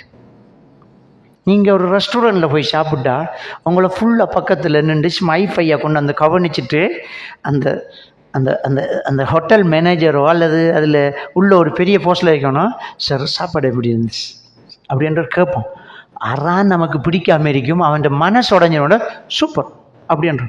இதை வீட்டை செய்யண்டாப்பா, இதை வீட்டில் சொல்ல பொண்டாட்டி அவள் அப்படியே மிதப்பாள் சந்தோஷத்தில். புருஷன் சாப்பிட்டு போட்டு சூப்பர் இருந்துச்சுன்னா சும்மா பச்சை பொய்க்கு உண்ட கைக்கு ஒரு மோதிரம் போடணும்டி என்று சொல்லி வேண்டி கொடுக்க தேவையில்லை. ஒரு மோதிரம் போடணும்டா அடி போட்ட மாதிரியே ஃபீலிங் ஆகும். வா, புருஷன் எப்படி புகழ்ந்தா தெரியுமா? அந்த புகழ்ச்சிக்கு தான் இந்த 2 நாள் உழைப்பு. நாம் சொல்கிற வார்த்தை அம்புட்டு தான், சனியனை இனி சோறு ஒழுங்கு ஆகி தர மாட்டேன்னுருவாள். அம்பட்டுந்தான் இந்த மனுஷன் நன்றி இல்லாதவன். நல்லா இருக்குன்னு சொன்னா என்ன, மணக்குதுன்னு சொன்னா என்ன, சூப்பராக இருக்குது, வா எப்படி இருக்குது தெரியுமா, அவ்வளோ அழகாக இருக்குது அப்படின்ட்டு சொல்லுங்களேன். என்ன பிரச்சனை? ரசூலுல்லாஹ் சொன்னாங்களே. அப்போ ஒரு ஹஸ்பண்ட் அண்ட் ஒய்ஃபாக நாம் வாழும்போது இதையெல்லாம் நாங்கள் மேனேஜ் பண்ணணும். அவங்கக்கிட்ட நம்ம பிரச்சனைகளை சொல்லணும். பெருமானார் ஸல்லல்லாஹு அலைஹி வஸல்லம் அவங்க முதல் ஹிரா குகையில் ஜிப்ரீல் அலைஹிஸ்ஸலாத்தை கண்டு பயந்து நடுங்கி போத்துங்கன்னு ஓடி வாராங்க. ஹதீஜா நாயகி அந்த மனைவி எப்படி இருந்தாங்க? பெண்களுக்கு சொல்கிறேன், ஒரு புருஷனை எப்படி நீங்கள் மெயின்டைன் பண்ணணும். அந்த கணவன் அப்படியே நடுங்கி பயந்து ஓடி வராங்க. ஹதீஜா நாயகி சத்தம் கேட்டு ஜம்முலுனி என்று ஓடி வராங்க. என்ன போத்துங்கன்னு வராங்க. வெளியே ஓடி போய் பெட்ஷீட்டால அங்கே ஒரு துணியை கொண்டு போய் போத்தி என்னாச்சு என்று கேட்குறாங்க. குகைக்குள்ளே இருந்தனா ஒரு உருவம் வந்துச்சா, அப்படியே அடிவானத்தில் தட்டுற அளவுக்கு பெருத்துச்சா. நம்ம என்ன சொல்லுவோம் தெரியுமா? உனக்கு தேவையில்லாத வேலை, ஊட்ட படுக்க வேண்டியது, காட்டுக்குள்ளே போய் குகைக்குள்ளே படுத்தா என்னத்தை கண்டையோ ஏதை கண்டையோ உனக்கு தேவையாயுது. இப்படி தானே நம்மட பொண்டாட்டி சொல்கிறாள். ரசூலுல்லாஹி ஸல்லல்லாஹு அலைஹி வஸல்லம் அவங்களுக்கு மனைவி என்ன சொன்னாங்க? அப்படியே கேட்டுட்டு, ஒன்றும் இல்லை, உங்களுக்கு எந்த அநியாயமும் நடக்காது, நீங்கள் ரொம்ப நல்லவர், குடும்பத்தை சேர்ந்து நடக்கிறவர், ஏழைகளுக்கு உதவி செய்கிறவர், அனாதைகளுக்கு ஆதரவு காட்டுறவர், விதவைகளுக்கு உதவி செய்கிறவர், விருந்தோம்பல் செய்கிறவர், இவ்வளவு நல்ல வேலை செய்கிறவங்க. உங்கள் மனசு நல்ல மனசு, உங்களுக்கு எந்த கெடுதியும் நடக்காது, பயப்படாதீங்க. இதுல ஏதோ ஹைர் இருக்கு, நலவு இருக்குண்டா நடுக்கம் பாதி ஃபெய்த், போத்தி அறவாசி வாழ்த்தி அறவாசி. இதை ஏன் செய்யலாம்? இது அந்த எரியிற நெருப்பில் எண்ணெயை ஊத்துற மாதிரி எனக்கு தேவையாயிரு. இந்த நடிச்சாமன் எந்த பேயை பார்த்தா என்ன யாருக்கு தெரியும்? சும்மா வீட்டுக்க படுக்கானே. முதல் அந்த வந்தவரை வரவேற்கணும். அவன் 1008 பிரச்சனையோட வீட்டை வருவான். வீட்டை வார வரைக்கும் இவருக்கு ஒரு பிரச்சனை ஒன்று இருக்கும். அந்த பிரச்சனை மட்டும்தான் உலகத்துல பிரச்சனை அவங்களுக்கு. வாரவர் உள்ளுக்கு தான் வருவார். வாங்க என்ன விளக்கூடாது, அவன் தான் வாரான். வாரவன வாங்க. இப்ப அவனுக்கு ப்ரெஷர் கூடும். ஏற்கனவே ஒரு 170 வாரான். இந்த வாங்க எங்க கூட 270 ஆகும். வெடிக்க பார்க்கும். என்ன அப்படியம்பா, உங்களை புள்ள செஞ்ச கட்டித்தனத்தை கேளுங்க அப்படியம்பா. இங்க வாடாம்பா, புள்ள வரும் பல்லாரணும். ஏன்டா இப்ப 270 இருக்கு ப்ரெஷர்.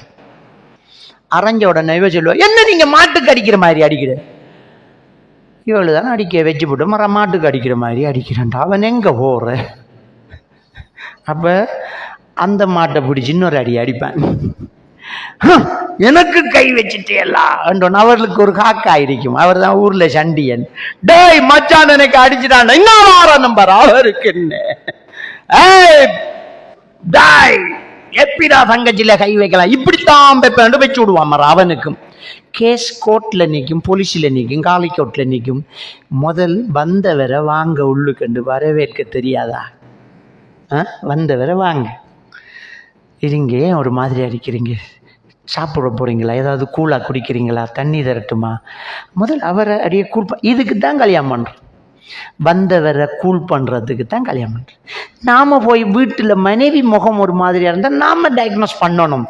முகம் சரியில்லையே, ஜவாடிமா ஜவா செல்லம் என்ன ஒன்றுமில்லை, வாடிச்சல நான் இருக்கண்டி உனக்கு உனக்கு என்னன்னு சொல்லு. இல்லை ஒன்றுமில்லை. எனக்கு என் பொண்டாட்டியே தெரியாதா?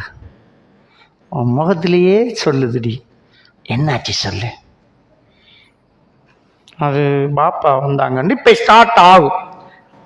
அதான் அந்த விஷயத்தை அப்படியே எடுத்து ரிலாக்ஸ் பண்ணும். ஒன்றும் யோசிக்காது, நான் இருக்கேன். அதெல்லாம் அப்படி தான். இதெல்லாம் பார்த்து பயப்படக்கூடாது, பார்த்துக்கலாம், யோசிக்காத, நான் நல்லா இருக்கேன் தானே, உனக்கு என்ன விட உனக்கு என்னடி வேணும். இப்படித்தான் நாங்கள் அவளை கூல் பண்ணணும், அவள் நம்மளை கூல் பண்ணணும். இந்த ரெண்டு பேருமே இப்படி இருந்தோம்னா வாழ்க்கையை இன்னொருத்தன் அடிச்சுக்கிட்டு போய்த்துருவான், வாழ்க்கை நல்லா இருக்காது. அப்போ நபிகள் நாயகம் ஸல்லல்லாஹு அலைஹி வஸல்லம் அவருங்க போத்துங்க போத்துங்கன்னு வந்த நேரம் அந்த மனைவி சொன்ன வார்த்தைகளுக்கே, நீங்கள் நல்லது செய்கிறவங்க உங்களுக்கு நல்லது தான் நடக்கும், ஒன்றும் பயப்படாதீங்க, உங்களுக்கு ஒரு கெடுதியும் நடக்காது, நீங்கள் பயப்படவே வேணாம். அவரே யோசிக்க, என்னடா நாம இவ்வளோ பெரிய உருவத்தை கண்டு பயந்து பண்ணி இவள் ஒன்றுமில்லைங்காள், ஒன்றுமில்லைதான். அந்த வார்த்தை நமக்கு பெரிய மந்திரமாகும். ஒரு பிள்ளை கீழே விழுந்தா நம்ம என்ன சொல்றோம்? புள்ள கீழே விழுந்து அந்த கத்த குழப்பமா ஓடி போய் ஒன்றுமில்லை ஒன்றுமில்லை ஒன்றுமில்லை ஒன்றுமில்லை அவன் கத்துறான். இவன் இல்ல பிள்ளைக்கு நோகல்ல, பிள்ளைக்கு நோகல்லன்றான். புள்ள வகை என்னடா இது, நமக்கு இந்த கடுப்பு கடுக்குது, இவள் ஒன்றுமில்லைங்காள். அப்போ ஒன்றும் இல்லை தானே அழுகையை விட்டுருவான் அவன். அப்போ அதை செய்ய தெரிஞ்சா புருஷனுக்கிட்ட சொல்றதுக்கு என்ன பிரச்சனை? ஒன்றுமில்லை. என்ன இது, போனா போகுது. 1 கோடி ரூபாவை சுருட்டிட்டாண்டி, சுருட்டட்டுமே. நாம உயிரோடு இருந்தது பெரிய விஷயம். சும்மா இருங்களேன். மனுஷன் 1 லட்சம் ரூபாய்க்கு கொலை செய்தான், உங்களை உயிரோட விட்டதுக்கு நீங்கள் சந்தோஷப்படுங்களேன். இது போனா சம்பாதிக்கலாம், உசுறு போனா சம்பாதிக்கலாமா? சும்மா இருங்க மச்சான், நாம பார்த்துக்கலாம், ஒன்றும் யோசிக்காதீங்க. இப்போ இந்த ப்ரெஷர் லோவாயிடும். என்னடா இவள் இப்படி சொல்கிறது, நாம் ஆம்புலியா பதறம் பொம்புளை சும்மா நிதானப்படுத்துகிறாள். அதுதான் லைஃப், அதுதான் வைஃப். அப்போ ஒரு ஹஸ்பண்ட் அண்ட் ஒய்ஃப்ங்கிறவங்க இப்படி நிதானப்படுத்தி சமாதானப்படுத்தி வாழ்க்கையை கொண்டு போகக்கூடியவங்களாக இருந்தால் அதுதான் மகிழ்ச்சி, அதுதான் மகிழ்ச்சி. அப்போ திருமணம் என்பது எவ்வளோ ஒரு மனசுக்கு மகிழ்ச்சியான ஒரு விஷயம் தெரியுமா? ஹஸ்பண்ட் அண்ட் ஒய்ஃப் அந்த மகிழ்ச்சியை அனுபவிக்கணும், அந்த சந்தோஷத்தை அனுபவிக்கணும். அதுதான் முக்கியமான ஒரு விஷயமா இருக்கு. ரசூலுல்லாஹி ஸல்லல்லாஹு அலைஹி வஸல்லம் அவங்க பள்ளிக்கு போகும்போது உளு செஞ்சுக்கிட்டு, நம்மடாக்கள் பொண்டாட்டி பட்ட உளு முறியுமெங்கிற ரசூலுல்லாஹ் உளு செஞ்சுட்டு பள்ளிக்கு போகக்கூட மனைவியை முத்தம் விட்டுட்டு போவாங்க. இது அந்த கல்யாணம் முடித்த புதுசில் கொடுத்ததுக்கு இன்னும் இல்லை. எத்தனை வயசானாலும் முத்தமுறதுக்கு என்ன பிரச்சனை? ரசூலுல்லாஹி ஸல்லல்லாஹு அலைஹி வஸல்லம் அவங்க வீட்டுக்கு வருவாங்க. ஆயிஷா நாய் சொல்கிறாங்க, நான் மாதவிலக்குள்ள பெண்ணாக இருப்பேன், என்ற மடியில் படுத்துக்கிட்டு குர்ஆன் ஓதுவாங்கங்கிறாங்க. அப்போ மனைவியிட மடியில் படுத்துக்கிட்டு குர்ஆன் ஓதுறாங்க. 2 in 1 விளங்கிட்டா? 1ல் 2 நடக்குது.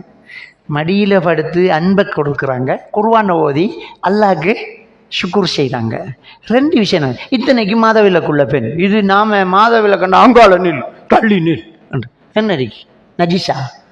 நஜிஸ் இல்லையே, தொழக்கூடாது, அவ்வளோதானே. மடியில் படுத்தாங்க, மடியில் படுத்துக்கிட்டு குர்ஆன் ஓதுவாங்க. ஆயிஷா நாயுடைய மடியில் படுத்துட்டு குர்ஆன் ஓதுறாங்க. இது நாம் பிள்ளைகளுக்கோ பிள்ளைகள் இருக்கு என்ன பிரச்சனை? உம்மட மடியிலான படுத்து, சாட்சியிட மடியில் படுத்ததான் பிரச்சனை. உம்மட மடியில் படுத்த புள்ள பாப்பான், பாப்பா உம்மட மடியில் படுக்கா, அவனும் கல்யாணம் முடிச்சு பொண்டாட்டி மடியில் படுப்பாங்க, அதான் முடிஞ்சு. நாம தான் வாழ்ந்து காட்டுறோம், நாம இருக்கிறத தான் புள்ள பார்க்கணும். நாம ஒரு நாளைக்கு மனைவிக்கு தலைக்கு எண்ணெய் வச்சுடுறோம் இல்லையா வீட்டை, நமக்கு அவள் ஒரு நாளைக்கு தலைக்கு எண்ணெய் வச்சுடுறோம் இல்லையா? இதுக்கு பிள்ளைகளை ஸ்கூலுக்கு அனுப்பணும், பிள்ளைகள் பார்க்கட்டுமே, படம் பார்ப்பாங்க எல்லாருமா சேர்ந்து இருந்துக்கிட்டு, அங்கே முழு காட்சியும் போகும், அதை எல்லாரும் பார்ப்பாங்க. அதுக்கு வெக்கம் பெறாது. மார்க்கம் அனுமதிச்ச செய்யறதுக்கு தான் நமக்கு வெக்கம். புள்ள இருக்கும், புள்ள இருந்தா என்ன? ஹஸ்பண்ட் அண்ட் ஒய்ஃப் ஒரு பெட்டில் தான் தூங்குற, பொண்டாட்டி புருஷன் ஒன்றா தான் தூங்குற, பிள்ளைகளை தான் பிரித்து போடுறது தான் இஸ்லாம். 7 வயசை அடைந்தால் தொழுகையை கொண்டு ஏவுங்கள், 10 வயசை அடைஞ்சால் படுக்கையை பிரியுங்க. நாங்கள் 10 வயசுண்டா பிள்ளை அடுத்த பெட்டுக்கு போய்த்துடணும், பொண்டாட்டி அடுத்த பெட்டுக்கு போகிறல, பொண்டாட்டி உன்னோட ஆகிக்கணும், எத்தனை வயசானாலும் உனக்கு கிட்ட தான். அப்போ ஹஸ்பண்ட் அண்ட் ஒய்ஃப் எப்போவுமே சேர்ந்து, என்ன வயசானாலும் சேர்ந்துருக்கும். நம்ம ஆக்கள் செய்யக்கூடிய மிகப்பெரிய அநியாயம் வயசான பெற்றோர்களை பிரித்து விடுறது. அம்மா ஒரு மகளை விட்ட, வாப்பா ஒரு மகளை விட்ட பிரித்து விட்டாச்சு, அவங்க சந்திக்கிறதுக்கு தவம் கிடைக்கணும். தாய் தகப்பனு செய்கிற ஆகப்பெரிய ஒரு அநியாயம். எத்தனை வயசானாலும் உங்கள் வாப்பாக்கு எப்படி டீ ஊற்றணுமென்று உங்கள் உமாக்கு தான் தெரியும். டீயை குடிச்சு போட்டு சொல்லுவாங்க, என்ன உமா வந்தா என்று கேட்பான். ஒரு வயசானவர் டீயை குடிச்சு போட்டு மகள் உமா வந்தாங்க, எப்படிப்பா, இது உமா ஊற்றின டீ. இந்த உறவை பிரிக்கக்கூடாது. என்ன பதத்தில் சோறு வேகணும், எந்த உறப்பில் கறி செய்யணுங்கிறது அந்த புருஷனை பொண்டாட்டியாக வாழ்ந்தவளை தெரியும். மருமகளும் செய்ய மாட்டா, மகளும் செய்ய மாட்டா. அந்த உறவை பிரிச்சிடப்படா. அவங்களுக்கு நல்லது செய்யணுமென்று பிரிக்கிறையல் சேர்த்து வச்சு போட்டு சோத்தை கொண்டு போய் கொடுங்க, சாப்பிட்டுட்டு சந்தோஷமாக இருக்கட்டும். இவங்க ஆறுதல் பேசுவாங்க. அவங்க சண்டை செய்கிறதே அவங்களுக்குள்ள ஒரு சந்தோஷம்தான். அந்த வயசான காலத்தில் அவங்க ஆளுக்கால் அந்த சண்டை செய்கிறதே அவங்களுக்கு மறக்க முடியாத ஒன்று. பிரிவுக்கு பிறகு, மரணத்துக்கு பிறகு அவங்களோட அன்பு நமக்கு தெரிய வரும். பாப்பா இருக்க உம்மா மௌத்தானா தான் பாப்பா உம்மாவை எவ்வளவு நேசிச்சிருக்காருங்கிறது தெரிய வரும். அது வரைக்கும் தெரிஞ்சிருக்காது. உம்மா இருக்க பாப்பா மௌத்தாய் உம்மா இருந்தால் தான் நம்மளோட உம்மா பாப்பாவை எப்படி நேசிச்சிருக்கான்றது அப்போ தான் தெரிய வரும். எனவே சேர்த்து வைக்கணும். அதே மாதிரி தான் நாங்களும் நம்முடைய மனைவியோட சேர்ந்திருக்கணும். ஒரு பெண்ணு தன்னுடைய கணவனோட எப்பவுமே சேர்ந்திருக்கோம். யாருக்காகவும் விட்டு கொடுக்கக்கூடாது, விட்டு கொடுக்க மாட்டோம். அப்படித்தான் நாங்கள் இருக்கணும். ஒருத்தருக்கு ஒருத்தர் நன்மாராயணன்னு சொல்லணும். கல்யாணத்தில் ஒரு துவாவே என்ன தெரியுமா? பாரக்கல்லாஹு லக்க வ பாரக்க அலைக்க வ ஜம்அ பைனகுமா ஃபில் கைர். அல்லாஹ் உங்களுக்கு அருள் செய்வானாக, உங்களை சூழவும் அல்லாஹ் அருள் செய்வானாக, உங்களை அல்லாஹ் நலவில் ஒன்று சேர்த்து வைப்பானாக. நலவில் ஒன்று சேர்த்து வைக்கணும். அவர் தொலை மறந்தா தட்டி எழுப்பணும், வாங்க சொல்லிட்டு பள்ளிக்கு போயிட்டு வாங்க. அதான் மனைவி. நான் தொழுதுட்டு வந்துட்டேன், இன்னும் சுபகு தொழலையா, எலும்புடுமா எலும்புமா அப்படி என்று சொல்றவன் தான் கணவன். எலும்புமா, நீ தொழு, நான் தண்ணி வைக்கிறேன், நீ தொழு, நான் டீ செய்கிறேன். அப்ப இந்த ஒரு ரிலேஷன்ஷிப் ஒரு ஹஸ்பண்ட் அண்ட் ஒய்ஃபுக்குள்ளே இருக்கும். இது வெளியில தெரியாது, அவங்களுக்குள்ள இருக்கிற நட்பு அது. அப்போ பெருமானார் ஸல்லல்லாஹு அலைஹி வஸல்லம் அவர்கள் முத்தமிட்டுட்டு போவாங்கன்றால், ஒரு தட்டில் சாப்பிடுவாங்கன்றால் ஒரு வார்த்தை சொன்னாங்க ரசூலுல்லாஹி ஸல்லல்லாஹு அலைஹி வஸல்லம். அவங்க பாருங்க, வலா தஹ்கிரன்ன ஷைஅன் மினல் மஅரூஃப், நன்மையான காரியம் எதையும் அற்பமாக நினைத்து விட்டுவிட வேண்டாம். நன்மையான காரியத்தை அற்பமானதென்று விட்டுவிட வேண்டாம் சொல்லிட்டு ஒரு நன்மையான காரியம் சொல்லி காட்டுறாங்க. உன் மனைவிக்கு ஒரு கவலை உணவை ஊட்டி விடு, அது கூட உனக்கு தர்மம் என்றாங்க. அப்போ எங்க ஆசை விட்றாங்க பாருங்க. பொண்டாட்டிக்கு சாப்பிட்டுட்டு இருக்கா, அவட கையோடையும் இல்லை, மருதொண்டி போடையும் இல்லை, நல்லா தான் இருக்காள் அவள். நீ திண்டுக்கிட்டு பிள்ளைகளெல்லாம் திங்கட்டும், ஒரு வாயை தீர்த்தி விடும். இது ஒரு முன்மாதிரி. இந்த பிள்ளை பார்க்கும், நம்மளோட மகள் பார்ப்பாள், நாமளும் நம்மளோட மாப்பிள்ளைக்கு தீர்த்துடணும். மகன் பார்ப்பான், நாமளும் நம்மளோட மனைவிக்கு தீர்த்துடணும்.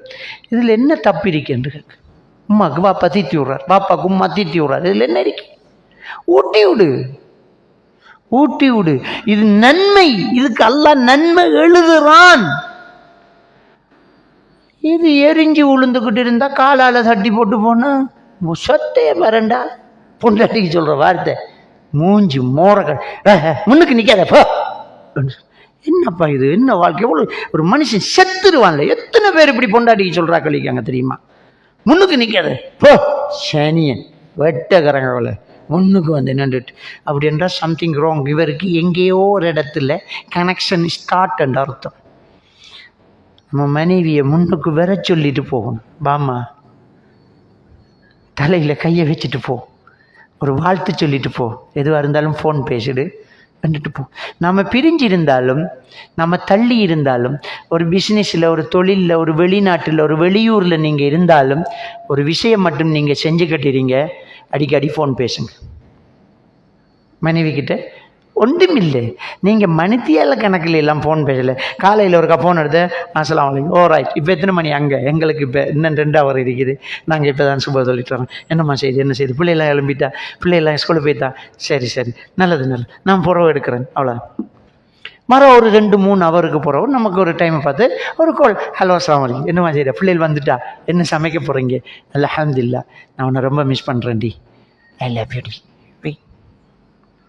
மறு ஒரு பின்னரும் ஒரு கோல், மர தூங்கக்குள்ள ஒரு கோல். அவளுக்கு எப்படி இருக்குன்னு தெரியுமா?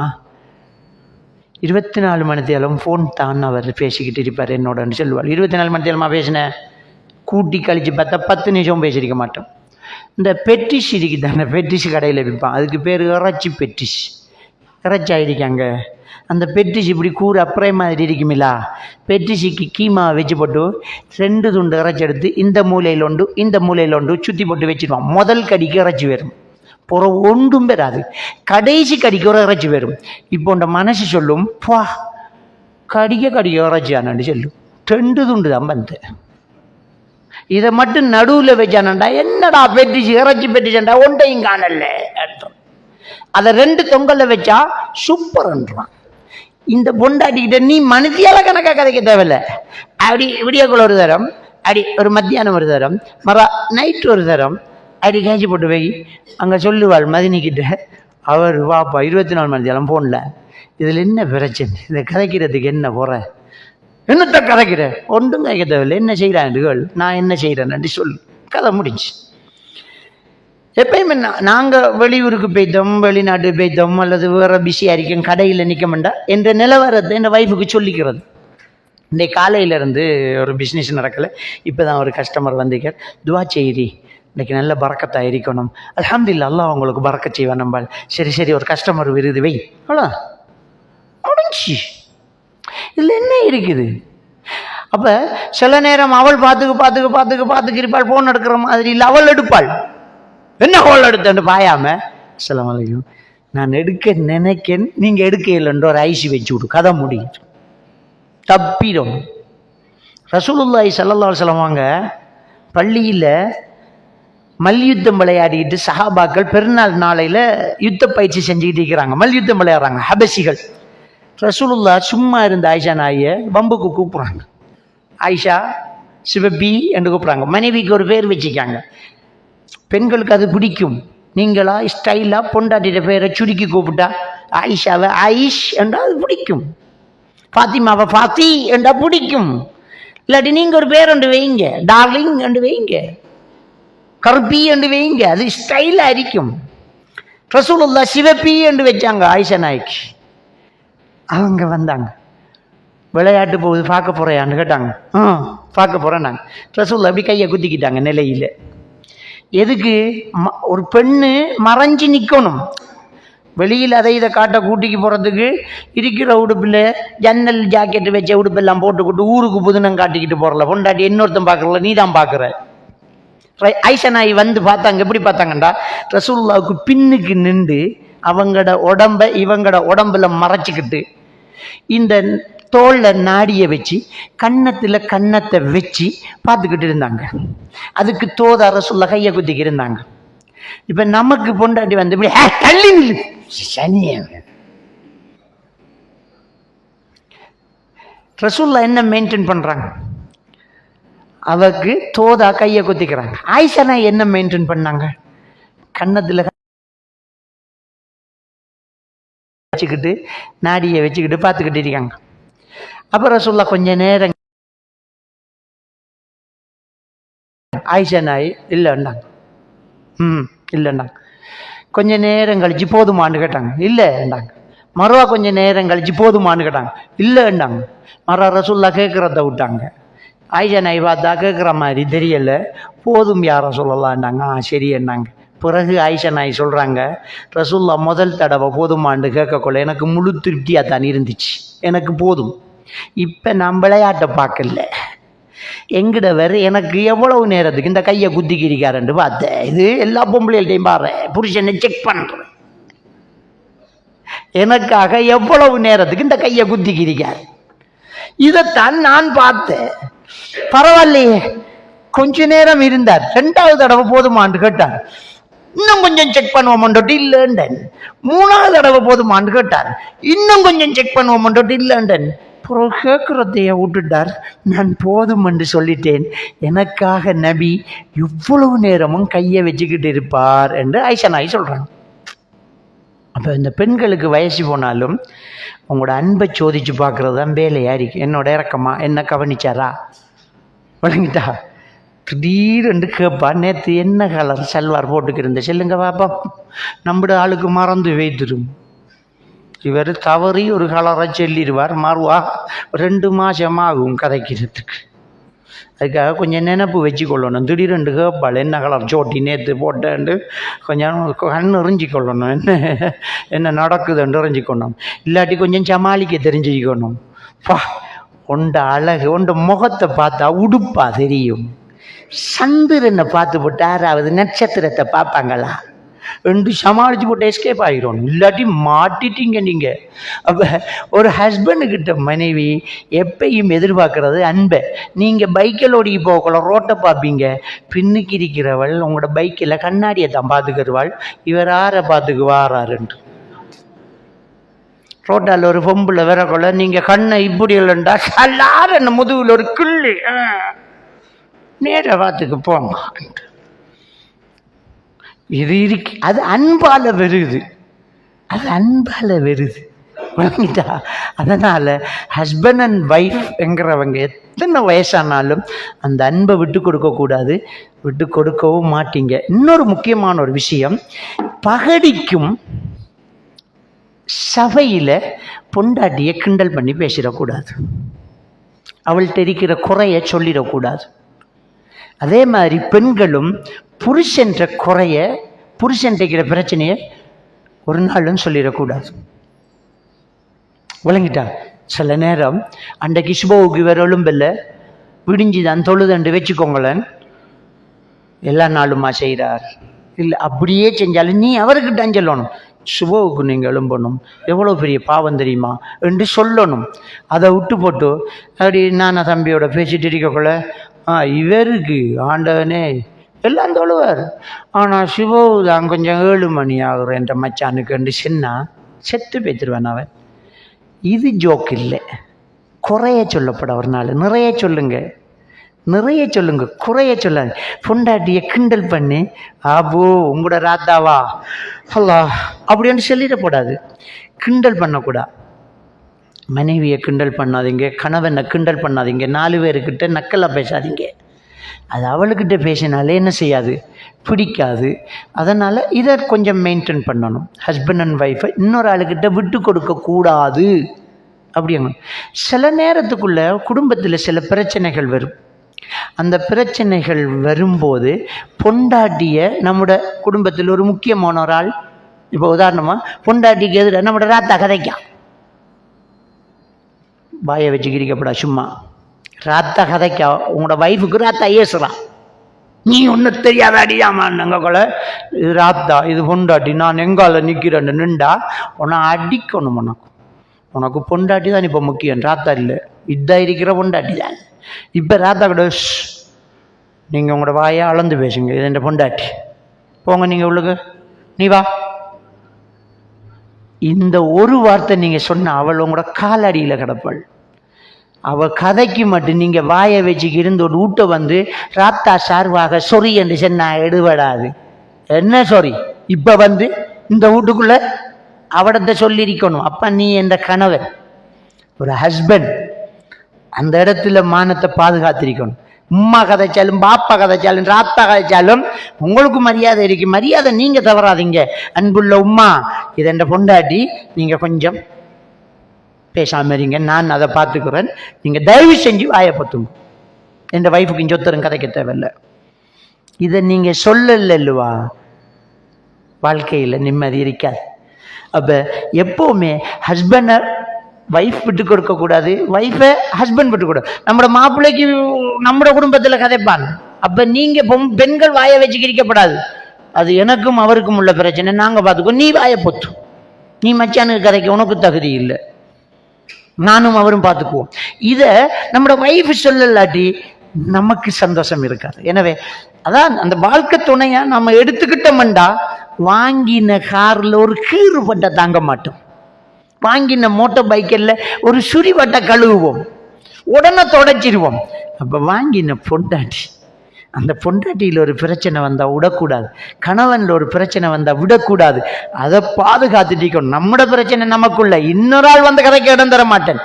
நீங்களே யோசிச்சு பாருங்க, உங்களோட பிள்ளைக்கு நீங்கள் எப்படியும் அடிப்பீர்கள், இன்னொருத்தனை அடித்து சின்னதாக ஒரு கீறு வந்தால் கூட நீங்கள் தாங்கிக்க மாட்டீர். இன்னொரு ஆள் அடிக்கிறத தாங்கலாது. எந்த பிள்ளைக்கு நான் அடிப்பேன், ஏன்டா ஸ்கூலுக்கு போகலன்ட்டு வெளுத்து முதுகுல தடம் இருக்கும், அது பிரச்சனை இல்லை. இன்னொரு ஆள் இப்படி லேசா தட்டினா கூட பல்லோடையும் அவனை என்றும். அது மாதிரி தானே மனைவி, அது மாதிரி தானே கணவன். அப்போ ஹஸ்பண்ட் அண்ட் ஒய்ஃப் என்கிறவங்க அடுத்தவங்கள்ட்ட விட்டு கொடுக்கக்கூடாது.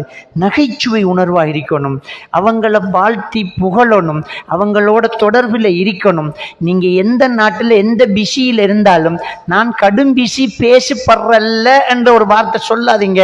ஏன் பேச இல்லாமல் யூரின் போக பாத்ரூம் போகலாம் என்றால், டீ குடிக்க ஹோட்டல் போகலாம் என்றால், சாப்பிட்றதுக்கு பிங்கானுக்கிட்ட நிற்கலாம் என்றால், வேலைக்கு வந்தவனை விசாரிக்கலாம் என்றால், வேலை செஞ்சவனுக்கு சம்பளம் கொடுக்கலாம் என்றால், கஸ்டமருக்கு மீதி கொடுக்கலாம் என்றால், பொண்டாட்டிக்கிட்ட ஒரு வார்த்தை பேசுறதுக்கு எவ்வளவு நேரமா? இதெல்லாம் ஆறுகிட்ட ஒரு ஷாட். அழகா கதைக்கலாம், அடிக்கடி ஃபோன் பேசலாம்.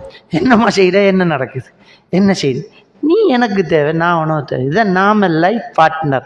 என்னில் பாதி நீ, உன்னில் பாதி நான். என்ற ஃபோன்ட பாஸ்வேர்டு என்ற பொண்டாட்டிக்கு தெரியாமல் இருந்தால் எனக்கிட்ட பிரச்சனை இருக்கின்ற அர்த்தம்.